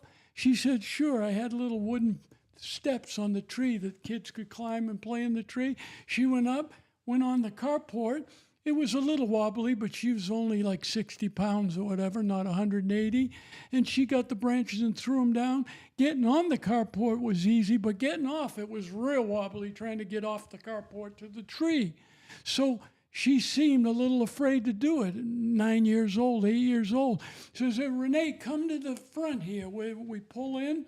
And I says, go ahead, get to the edge, jump, I'll catch you. I could see the instant fear in her eyes. And I said, Renee, I would let my legs get crushed before I would let anything hurt you. And she looked at me and says, okay, Daddy. And she jumped and I caught her. And for just a speck of moment in time, I had just a little taste of what it must be like when God, you trust him for your life. It was so exhilarating, I can't even explain it. The feeling I had that she trusted me. And so I say that because if you don't control the input, if you don't learn how to raise your children to get the respect I got, they're going to do whatever, just like what we said. Why don't I let them do this? Why don't I let them do that? Because I want the best for them. I only let them do what I think is best for them. Let's change it to this story. Your child's getting ready to walk across a busy highway in New York. Do you want to just say, hey, go ahead, you can make it. How old are you, 7? Yeah, go ahead, son. And you turn the other way? Are you going to look and stop them? Are you going to hold their hand? Are you going to watch everything, go with them? What are you going to do? Let your kid maybe get killed? Well, you can get killed without the body dying. You can get killed at the greatness God's got destined for you. We all have a destiny of greatness. But people think they're just going to eat, sleep, work, go to the bathroom, try to have a little fun, eat, sleep, work, go to the bathroom, try to have a little fun till they die. That's no life. You're like an animal. God's got greatness set for you. And that's why we want to control people's thinking when they're younger. So the Bible says, train up a child the way they should do life, and they will not depart from it. Or if they do, they don't stay departed. They go test it and say, man, this is a crock of crap. And they start doing what's right again. If they know what's right. Yeah. And you're the one teaching them. And it's stepping into that role playing thing. It's difficult for me to do now because as it was coming out of my mouth, I'm thinking to myself, this is stupid. I gotta be honest, guys.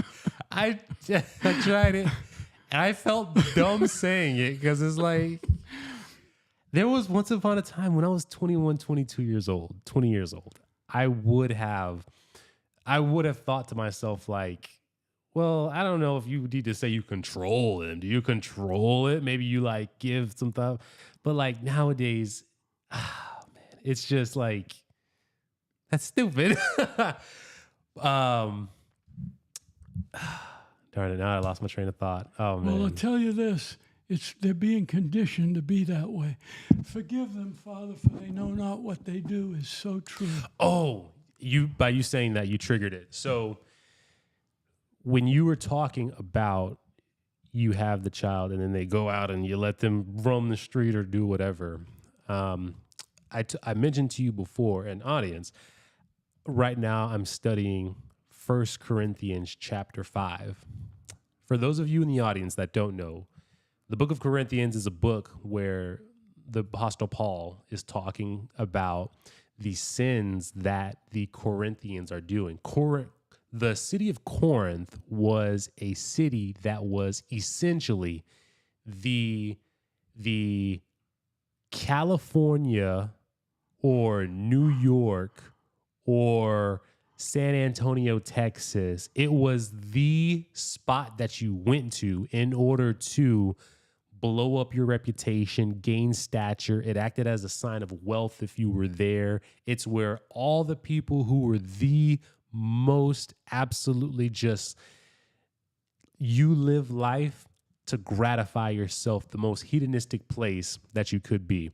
And so Paul, in the chapter 5, he was writing to them to say, if you have a brother among you who is committing this sexually immoral sin, you need to cast him out. And when you look into what that means exactly, throughout the Bible, when it comes to how we treat someone who is living in sin, to cast them out doesn't mean that you completely ignore them, that you now turn your back to them, and that you're now ice cold to them. What it means is you allow that person, first of all, that person, presence-wise, is not in the congregation. They are outside of the congregation, and they are still regarded as a brother, though. You treat them as if they are someone who is completely new to the faith, who doesn't know what they're doing in it. The purpose is that when you're within a congregation, you have essentially the spiritual blessing, the spiritual covering. Sometimes that takes a material form. Maybe people will look out for you in an extra sort of way. I know a lot of people in my church right now who are young adults who don't have anywhere to live. They are living with an older person that is willing to take them in while they're getting on their feet.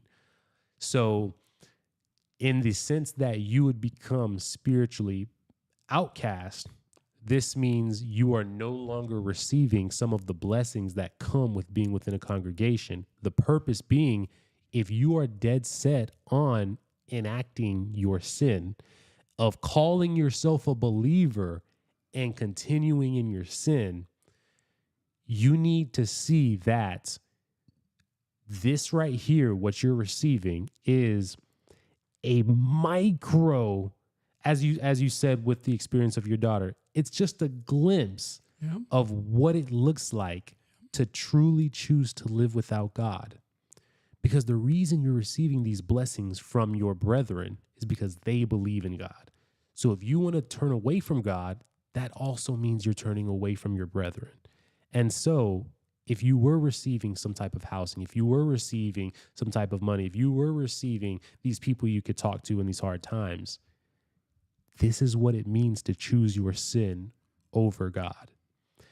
Now, if you go out and you live your life and you experience all these things, and then you have a true turn of heart, a true change of heart, and you truly repent, the Bible is clear. You are to be welcomed back in with grace, with love, with excitement. Prodigal son.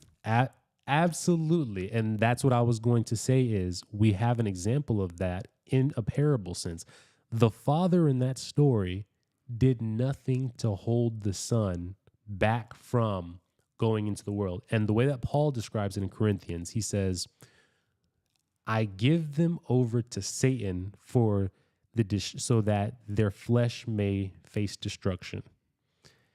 Meaning, let them go out, let them endure, let them have hunger, let them have sadness, loneliness, all these things. When they return to me, tired of the slop of the world, I will welcome them in. And when the son, here's the thing that a lot of people sometimes miss with the prodigal son. When the son came back, he didn't come back with 2 hookers on his arm, high out of his mind. The son came back broken, tired, hungry, and most importantly, humble.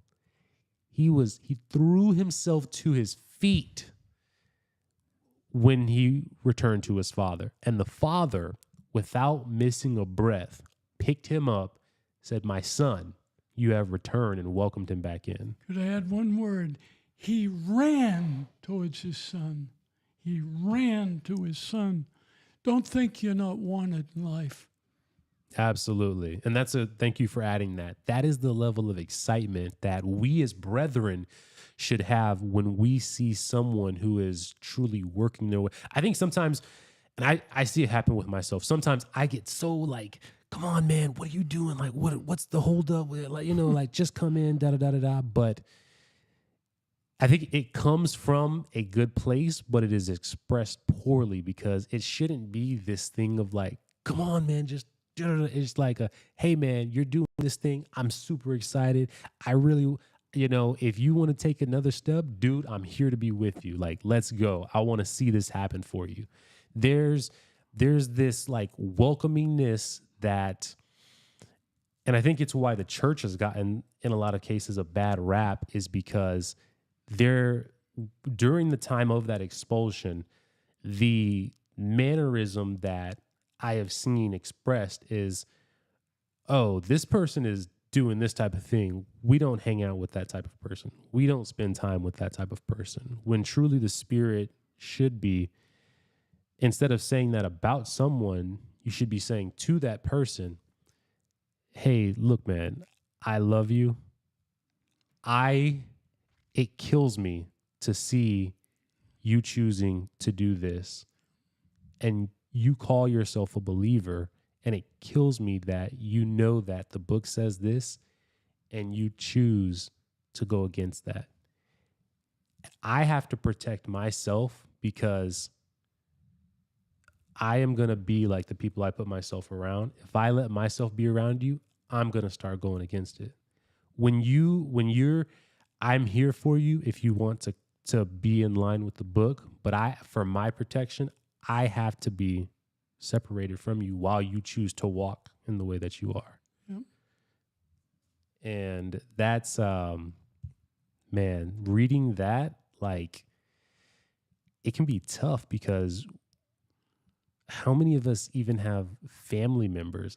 I can think of a particular family member right now that I'm very close with that this applies perfectly to.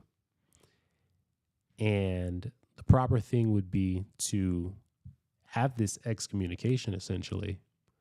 But it's so much easier to read about in the books than it is to carry out. Yeah. Let me tell 3 things. 1, if you are going to read the Bible and try to learn what's in it, most of you may not. Maybe most of you will. But if you are, remember this.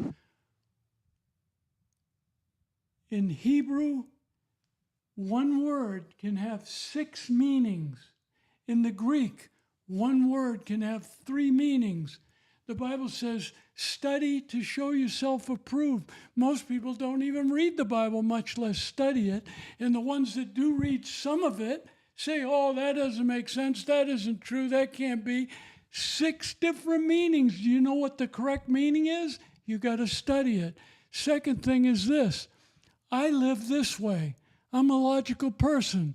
Most young people aren't logical. They've been conditioned to not be logical because if you use your logic, you'll always, most of the time, make the right decision. Here's what I used to decide if I was going to be a Christian or not. Many people say there's many ways to the mountain. There's Buddha, there's Hindu, there's this, there's that, there's the other. Many ways to the top of the mountain. Well, I don't know if that's true. I haven't died yet, but I know this. If I came to a mountain out in Colorado, and it was a big mountain, I had one chance to get to the top to save my life. And there's 6 signs down at the bottom. And one says, this is the fastest way. Another sign says, this is a quick, fast way, but there's more scenery. You get better scenery.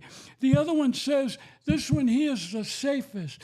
The next one, and one of them says, this is the only way to the top of the mountain. I got 6 choices. I don't know about you, Bubba, but I'm going to the one that says, this is the only way. And if y'all are up at the top, you can laugh at me, but I'm going to be there. But what if you're wrong? I wouldn't want to chance it. It's your eternal life, not this short speck of time we're living in. Yeah. And that's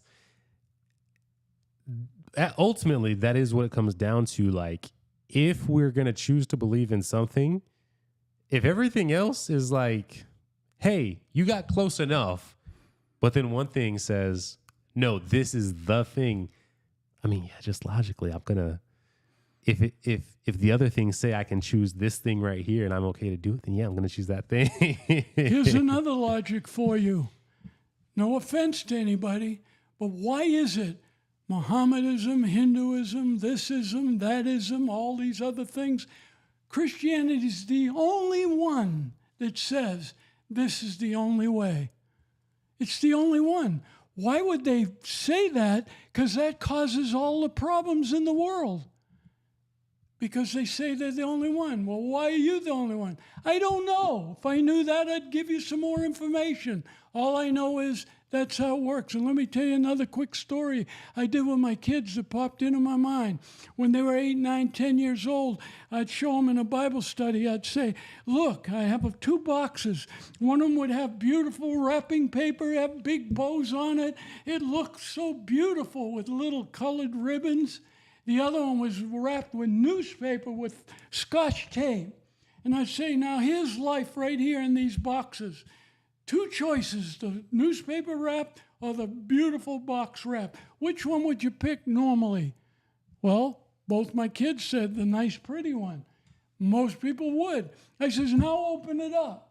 They opened up the one with the nice, pretty ribbon on it and all that. Had rabbit turds in it. They opened up the one with the newspaper, and it had a beautiful, juicy blueberry muffin. That's the way life is. Satan paints all the pretty pictures, all the nice things, and have fun here and do this. Enjoy yourself, find your thing, be yourself. Yeah, man, go for it. And God's part says, oh, wow, those people, they just seem to be like boring. They're this, they're that. I don't know. They got all these rules. I don't know. But once you find out what's in the box, you're going to be surprised. Which box are you going to pick for life? Yeah. That's, man, the one part that when you said it, it made me kind of chuckle. The whole thing of just like the thing of be yourself. People say all the time, just be yourself. Most people suck. That's true. I used to suck too. Most people, at the heart of who they are volatile, traumatized, selfish, indignant. What's the opposite of humble? Proudful. Yes, like if you truly did the thing of just be yourself with no influence whatsoever of any religious sort, the amount of chaos that would unfold in that, the amount of SA that would occur would skyrocket so high. The amount of men that would just have their way with untold amounts of women would not be just some minor percentage of men as we have in the West today. It would be 95% of men, the men who are strong enough to be able to do it. And there would be 5% of men that wouldn't do it because maybe they're just not strong enough to overtake the type of woman that they might meet that day. But 95% of it would be terrible for people to be the natural selves. You don't have a decent human society without the influence of religion. Before religion came along, before this development for people to latch onto, chaos is all there was.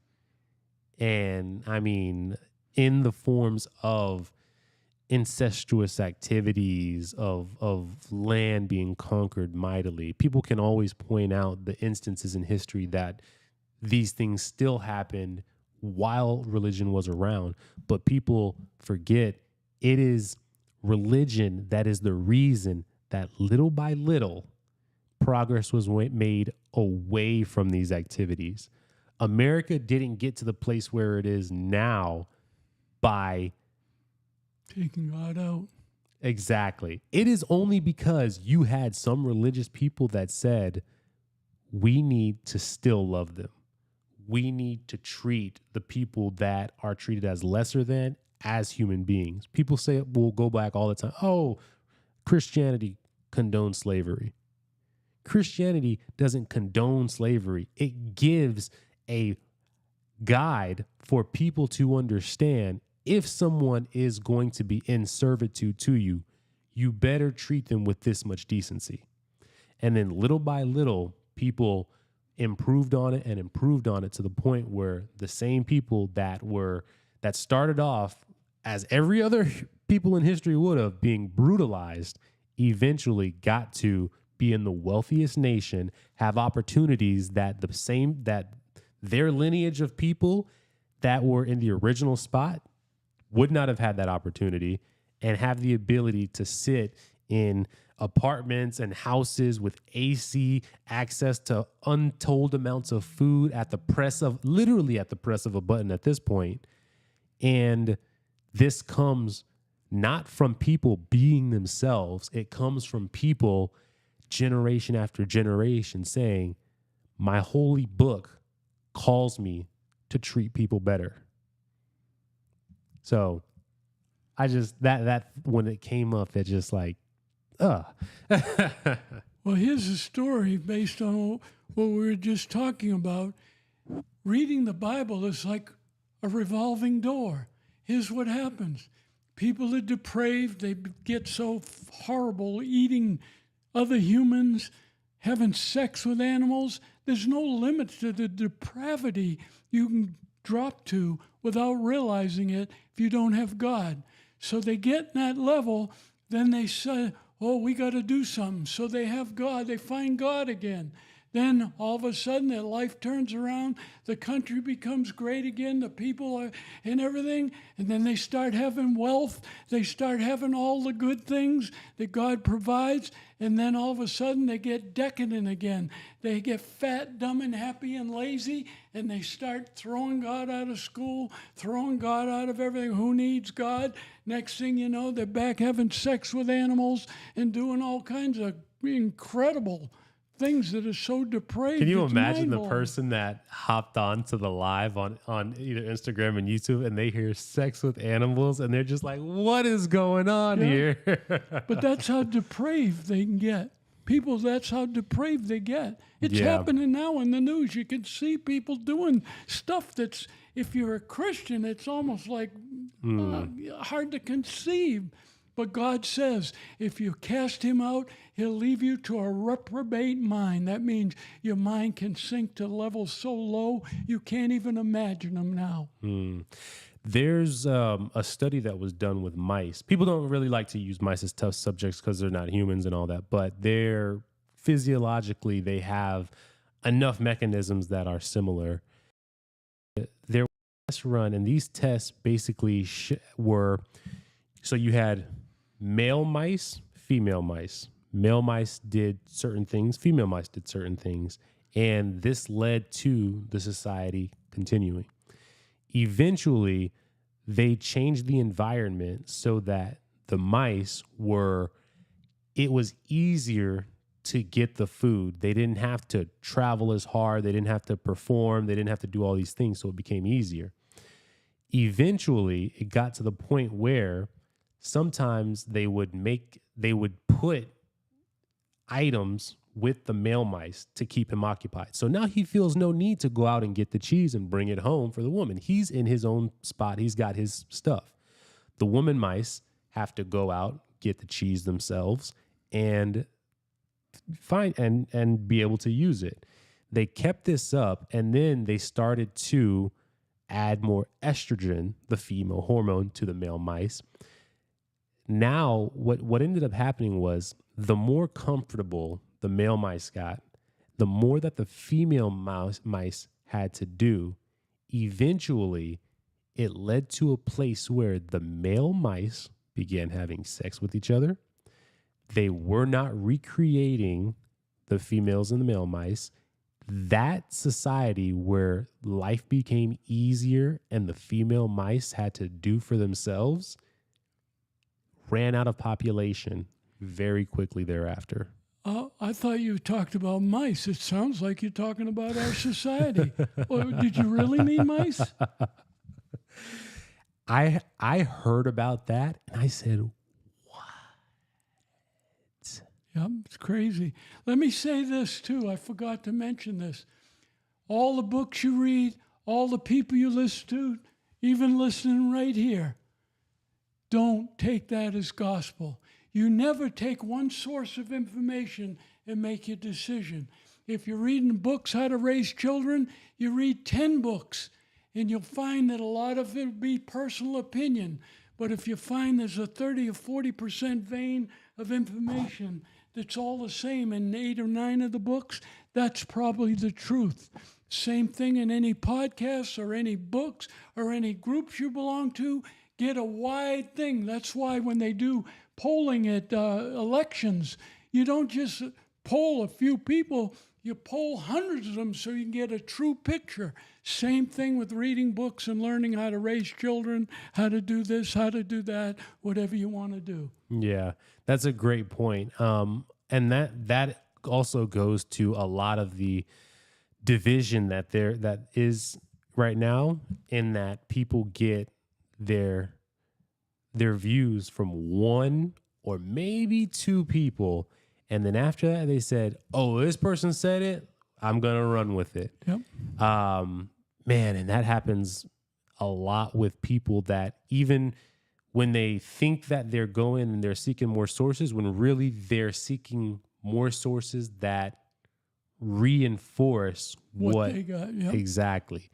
Like the way that I came to my faith partially was a combination of life circumstances, but also like me as the rather liberal, progressive man that I used to be. I said, these conservatives, man, they always talk about certain things and they're so out of touch and all these things. You know what? I'm going to try for a certain period of time where I go and I'm going to listen to more conservative minded shows. And then I went and I listened to it and I said, okay, well, I still think that some number of these people are out of touch. However, they do make a good point about this. They do make a good point about the fact that a man should be the leader of something. They do make a good point that God does play an important role. And little by little, I just found more good points. And then when I return to progressive media, I find more vitriol for men, more amplification of alternative lifestyles, whether it's polyamory, Do your thing. right, or all the different other alternative lifestyles out there. And I sit here and I look at my experience. I look at the statistics when it comes to something like polyamory, the success rate, which is like at best 5 to 12% success rate. And a large number of people go unreported that fail too. And so I look at it and I go, why is there an amplification of poor practice? Like before, I wasn't with the conservative stuff, but there's amplification of negative practices going on the more progressive liberal side. And I just can't rock with that anymore. I agree. It's sad. It's really sad. And what I've found is this: I'm open to anything. I'm not going to do anything, but I'm open to it. Tell me your side of the story. I'll listen. Then I'll weigh it in and analyze it out. But I found most young people today, they don't want to hear nothing unless you're saying what they want you to say. They don't want to hear it. What is that? You're like a human robot. Your program don't even know it. Remember, Budweiser, Coca-Cola, whatever company it is, spending $1 million for a 1-minute ad on the Super Bowl. Are they stupid, or do they know something you don't know? Yeah. And like 4 years ago, if you would have said, young people want you to think how they think, I would have said, this man doesn't know what he's talking about. That's not true. We just want people to understand the truth of something.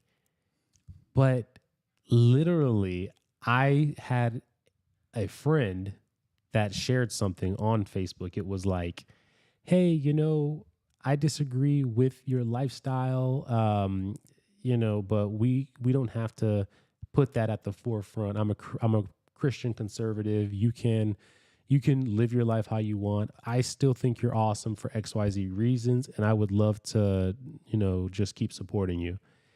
And their response to it was, actually, if you don't agree with my lifestyle, if you don't support me, my life is 10 times better without you.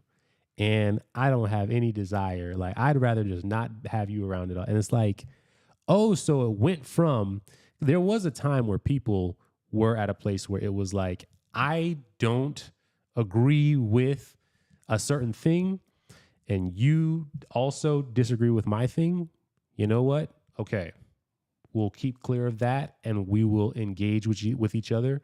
We may continue a dialogue. We may continue to advance things, but there's just disagreement there. Now it's, oh, you disagree. Get out. You suck. You're bad. Da da da. And this happened recently. I was literally online yesterday looking up like different trending topics and whatnot to talk about. And one big thing was Christ is King. Christ is King was trending on the platform formerly known as Twitter, now X. And there was controversy. People were saying it was anti-Semitic. Imagine that. Yeah. They twist and turn everything against all logic. And I looked at it, and people were saying that, when people were saying it, they were saying it to Jews. And so because they were saying it to Jews in a way to kind of prod them, it was meant to be like a confrontational way of saying it.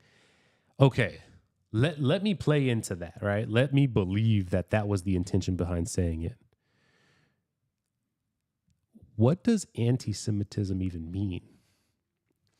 Is that not the hatred of a people because of their Jewish background? So to profess a positive notion, even if in a mocking manner, that's like someone coming up to us as Christians and being like, Muhammad is the true prophet.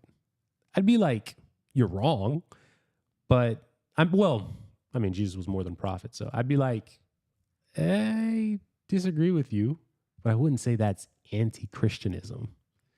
But that is what is some of happening right now. And that stems from a culture where people refuse now to be able to hear each other and to allow people to really walk a walk of their own, to be cast out to see if they're destroyed by Satan. I find that Christians are becoming truly the most tolerant people, and the people that used to be all about tolerance have become flipped. Yeah, exactly. Which is interesting how that kind of happens in there. Yeah, so true. Well, I'll tell you this. The fact of everything is, what are the options out there for you? If you're happy with your life, go ahead and live it. But if you're not, there's one right answer, and that's Jesus Christ. The words in the Bible are designed for one thing, to help you have a better life and to live forever in the spirit realm. Beautifully said. So at this time, I see that we have been going for about 2 hours now. Let's go ahead and go to some of these other segments here. So Al, what are 3 main points that from all of this conversation we've had that you would want for the audience to remember and take home? 3 main things. First off, I want you to remember that the only answer for a truly happy life, although you don't know it if you're not there, is if you have God running your life, because everything he has there is for your life. Don't look at they killed Egyptians, they killed this many, they slaughtered this. That's got nothing to do with it. The fact is, people that trust in the Lord have the happiest life there is. They have the least problems that people have in general. That would be number one. Number two, I would say learn how this is a computer and you control it. In a regular laptop, if there's says 2 plus 2 is 5, we know that's wrong, but if somebody puts 2 plus 2 is 5 in a laptop and puts a password on it, no matter who you are, when you go there and look at that computer and see what 2 plus 2 is, it's going to say 5. Well, in that computer, let me finish. If you want to change it, you got to have the passcode. When you get the code, you open it up and you put 2 plus 2 is 4 and put the password back on. In this computer, you can never delete what's in there. Every single thought, sound, thing you've seen, touched, smelled, or felt in your entire life from the day you're born till the day you die is in there and it'll never leave. The only thing you can do with that is you can dilute it. If you have a quart of black ink in a bottle of water, it's black. But if you take that and dump it in a swimming pool and stir it up, you don't see any black. You dilute the bad thoughts and put the good things in, but you got to put enough in to overcome. And overcome depends on how much bad you have in there. So if you want the right things in your life, this is the main program, and this is the second one, and the eyes are the third one. And of course, touch and feel and all that. But those are the main one is here. The Bible basically says life and death is in the power of your mouth. I'm catching a cold. I've got cancer. I've got this. I'll never amount to anything. Sorry about that. I get carried away because it's so true. You know, you can just unbelievably control your whole life. It changes everything.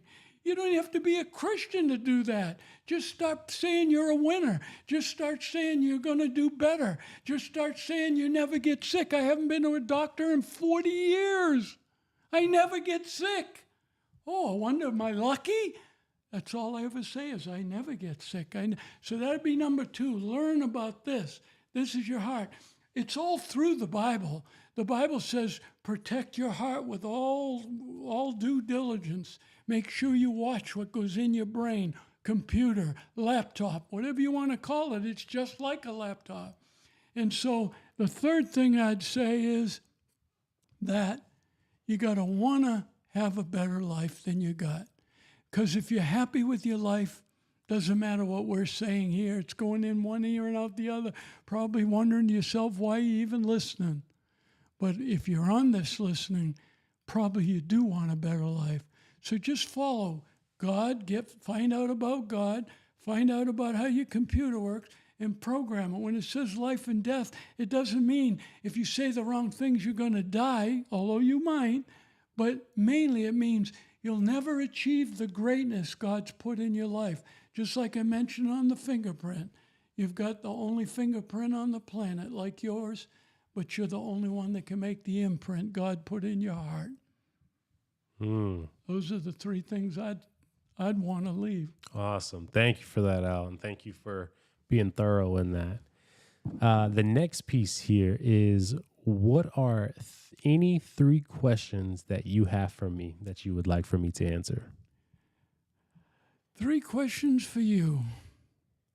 Well, from what I know about you, I'm really proud of what you're doing. So I'd say that. It's not a question, but... Thank you. I really don't have any question because I feel like I can relate to you. I would like asking you, well, how'd you go from here to here? Well, I did the same thing in a different vein, but safe. So I understand that. I really don't have any questions for you. Hot dog. I think you're a first timer. Yeah, I really don't. You know, I might ask, how'd you get into podcasts? But things evolve. If you're trying to better your life, God puts things. So I'm sure it was God that put it in your path. And for anybody watching, I do have a video on the channel. Just released it March 26th, yesterday, of why I started this podcast. And there is also a series coming out called My Life Changed Forever. the first part is out. It covers the first thing that started me down the path of it. The next part is going to be how I got into church, some of my other activities I got into, the struggles that I've had with my faith. And then the part that will be coming out after that is how I then met my wife and how that progressed. So this is a series coming out. Be sure to like and subscribe and follow along with these videos as they come out. So the question of why did I start the podcast is actually up on the channel now. All right. So, okay, feel free, go left field. You can have them be as superficial as you want as well. Well, I'd like to get back into how the mind's program. Watch this, everyone.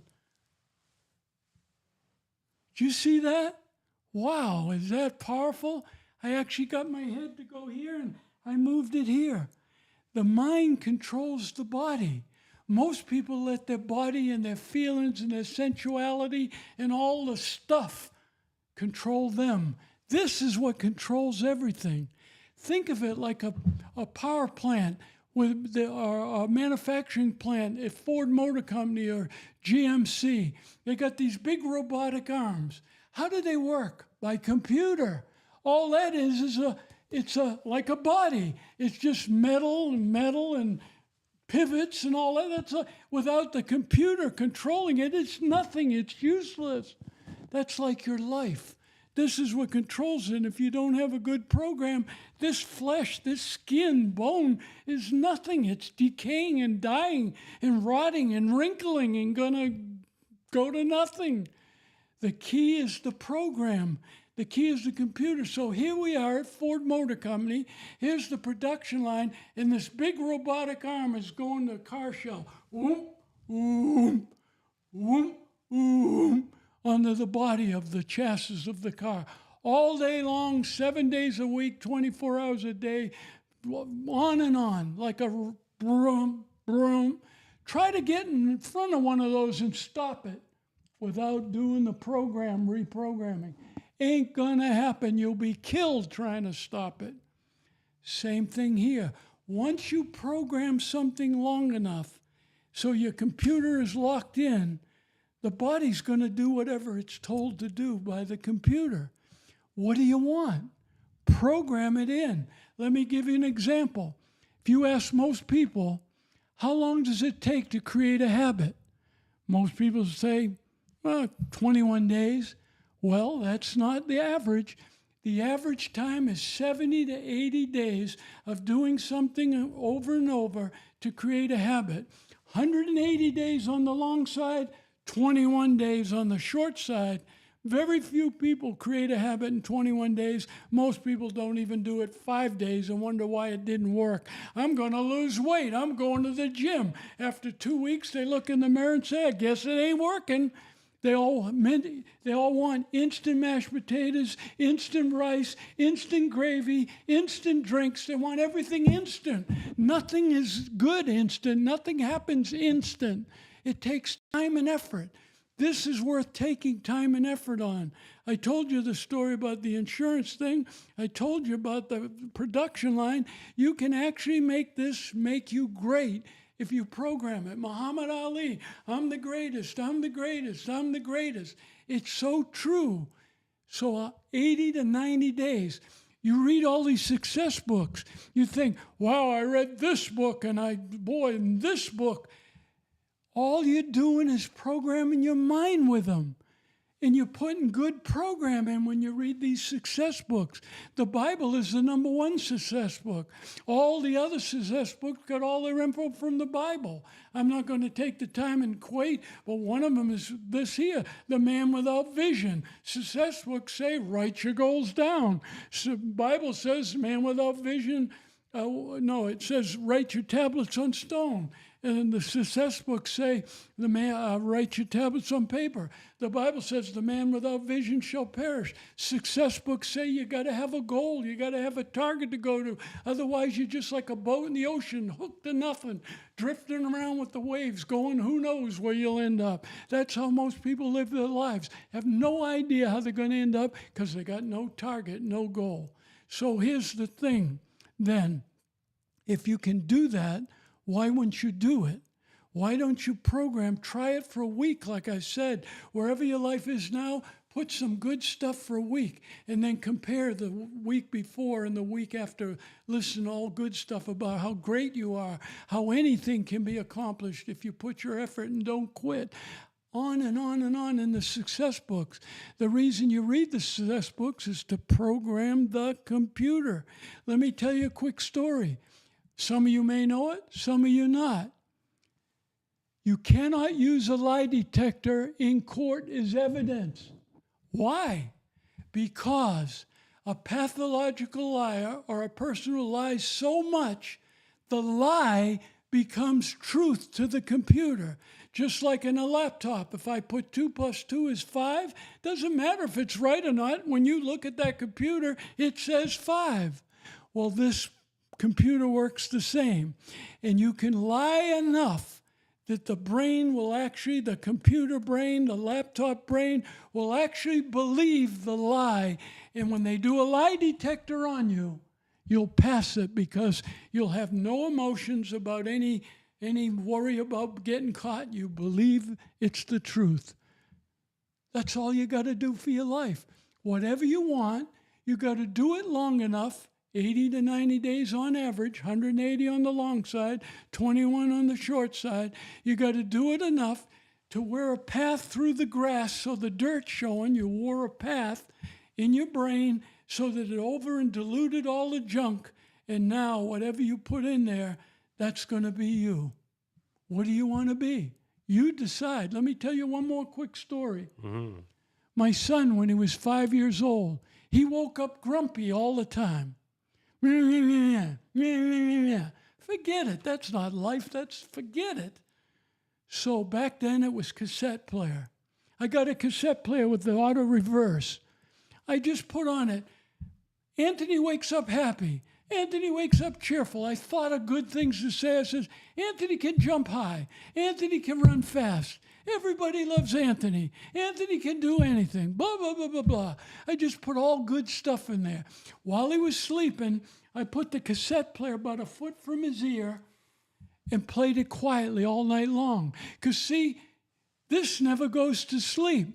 The conscious mind goes to sleep, but the subconscious that comes to you when you're born is always awake every speck of second till you die. It never goes to sleep. That's why at 3 o'clock in the morning, you wake up and say, honey, what was that noise? It was your subconscious mind hearing a noise telling you it could be danger. Wake up. Otherwise, your heart would stop, your breathing would stop if it went to sleep. So it's always there. So all night long, while my son's subconscious mind was awake, like all of ours are, I had that played quietly. In 10 days, he stopped waking up grumpy.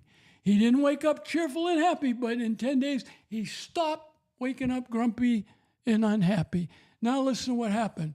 I threw stuff in there just to throw it in there. Anthony can jump high. Anthony can run fast. In high school, he went to state, Florida State, in cross-country running. In high school, he went to state in pole vaulting. Anthony can run fast. Anthony can jump high.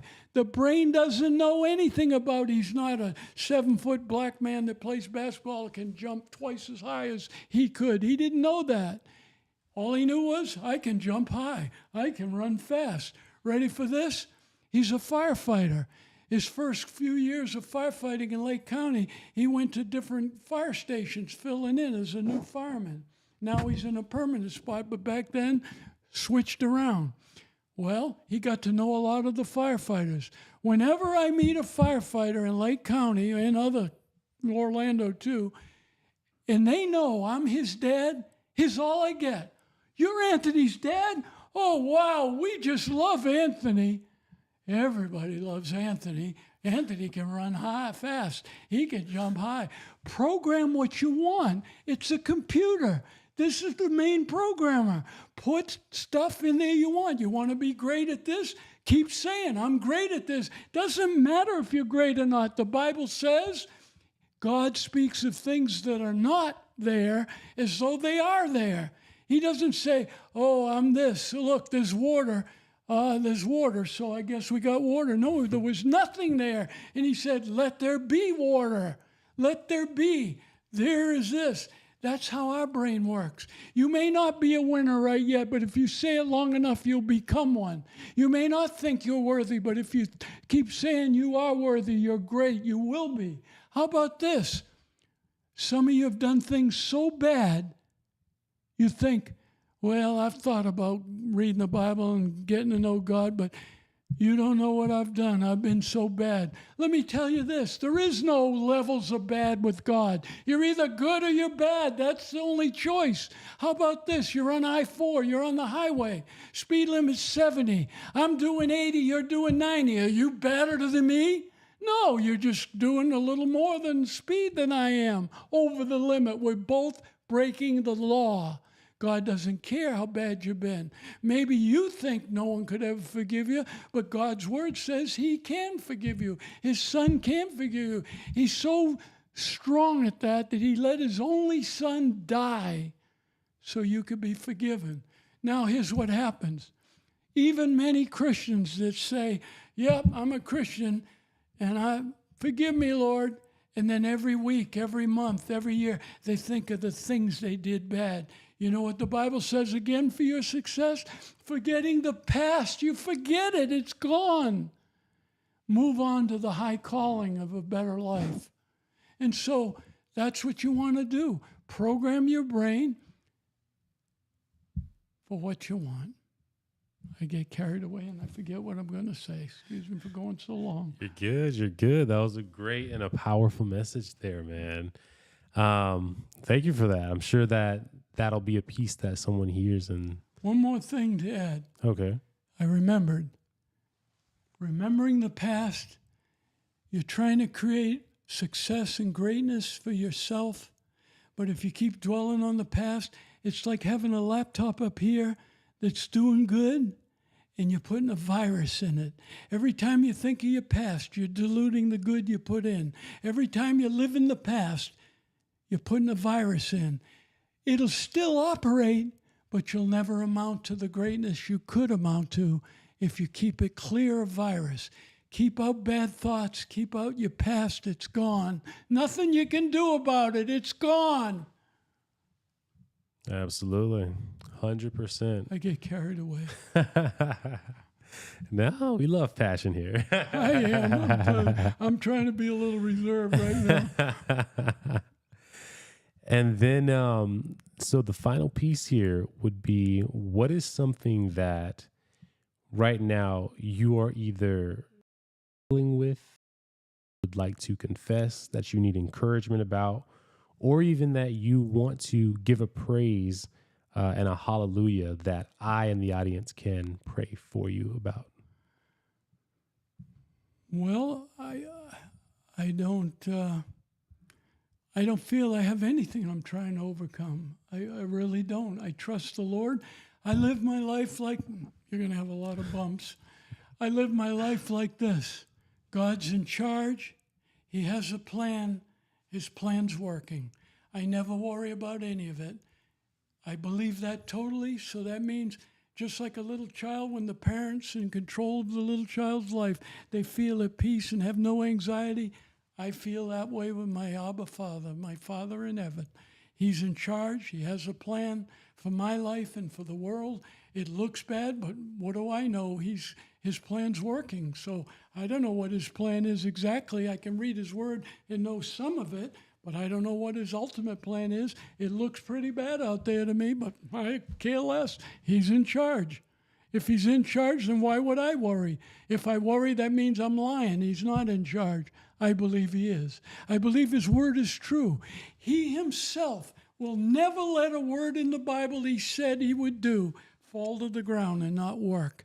May not work at the snap of a finger like you all want with mashed potatoes and rice and gravy, instant. Might not work like that, sometimes it does, but it always comes to pass. And so I'd say, I worry about nothing. Let me give you an example. There's another thought on the flesh side, the physical side. When I was a Cobra gunship pilot in the Army and I was in Vietnam, my first month there, first day there actually, we were at the base camp and mortars started coming in on the airfield. Well, as soon as they start, we rush out to the choppers and crank up and get out there, try to find where the flashes are coming from so we can go in with the rockets in our miniguns, which I could shoot 3,000 rounds a minute, 10,000 rounds to shoot. And whenever at night, it's hard to judge distance at night, but when you're shooting the bullets, every fifth round is a tracer, and they're coming out so fast it looks like a solid stream of light with no in between. It looks like Darth Vader with the laser. And so I remember going in, seeing the flashes where the mortars were coming in from, and we started diving down, and I started shooting the miniguns, and it looked like I was in the sky taking a giant leak in the sky. And all of a sudden, quad 50s opened up. A 50 caliber weapon is deadly. One bullet hits the chopper and you're finished. 4 of them together going boom, boom, boom, boom, boom, boom. Ours looked like we're peeing at night. It looked like these things were basketballs coming straight for you. I swear I thought I was dead. Of course, I'm here, so it didn't happen. But here's what I did my first day there when that happened. I thought, wow, this could be the end. I thought, well, it'll be just like this. I closed my eyes and it got dark, blank, no lights. I said, that's it. That's what it'll be like. So I said, okay, well, then let's move on. That's how I lived my physical life before the Lord. But since then, I don't even do that. I just trust in whatever's going on. He knows my heart. He says he'd never forsake me or leave me alone. You had a father that maybe left you. God will never leave you. You can leave him, but he's never going to leave you. Let me tell you one more quick story. I heard this. I don't know if it's true because I didn't hear the person say it that it happened to. But the person told me the other day, a man that was a Christian was told by God. We say told by God. You can think, well, was God talk to you? Well, maybe he does in some cases, but mostly it's your thoughts. Where do you think the thoughts come from? If they match up with the Bible, they always come from God. If they don't, they always come from the bad guy. One or the other, they come from there. You don't get them from yourself. Thoughts come from there. Okay? So he got thoughts or voice or God talked to him, whatever you want to say, that he needed to put on a red T-shirt, go to the local 7-Eleven and do jumping jacks for 5 minutes. He thought, oh, this is dumb. I must be making this up. And the thought came back to him. Oh, it came back? I thought he didn't want that thought. I didn't believe it. Why did it come back? Because it came from God. And he says, after a while, he started arguing with himself. He said, well, it must be from God. I'm going to do it. I feel like a jerk. He put on a red T-shirt, went to the 7-Eleven, started doing jumping jacks. Less than 5 minutes later, a guy walked in the front door of the 7-Eleven, saw the guy in the red shirt doing jumping jacks, and was aghast. He stood there like he couldn't believe his eyes. Come to find out, he'd made a proposition with God. God was trying to get him to come to know him, and he was resisting because I guess he liked his immoral life. He liked running around with 50 women at one time or whatever you do when you don't have God. And he was resisting, and he made a deal with God. He says, okay, God, I'll get to know you and learn about you if I can see a man with a red T-shirt on doing jumping jacks. And he walked in the 7-Eleven, and there's the guy doing it. Kind of like my bottle of water from the top floor saying, anybody need a bottle of water? Believe me, God's there. He doesn't always work that way. So you think, oh, but he does work that way sometimes. Yeah, absolutely. So it's crazy too, because my story is similar. I said, hey, I'm going to see what God does for 6 months. And 6 months later, I met my now wife. So maybe we can just do a prayer just for the audience. Then maybe we can pray that you will be able to impact some number of audience members, maybe that I have not gotten to before. Okay, there's a good answer for this. The Bible says a prophet is not honored in his own country. That's why a lot of young people don't listen to their parents growing up. They think they know it all. As they get older, all of a sudden they learn, wow, my dad maybe was smarter than I thought, or my mom.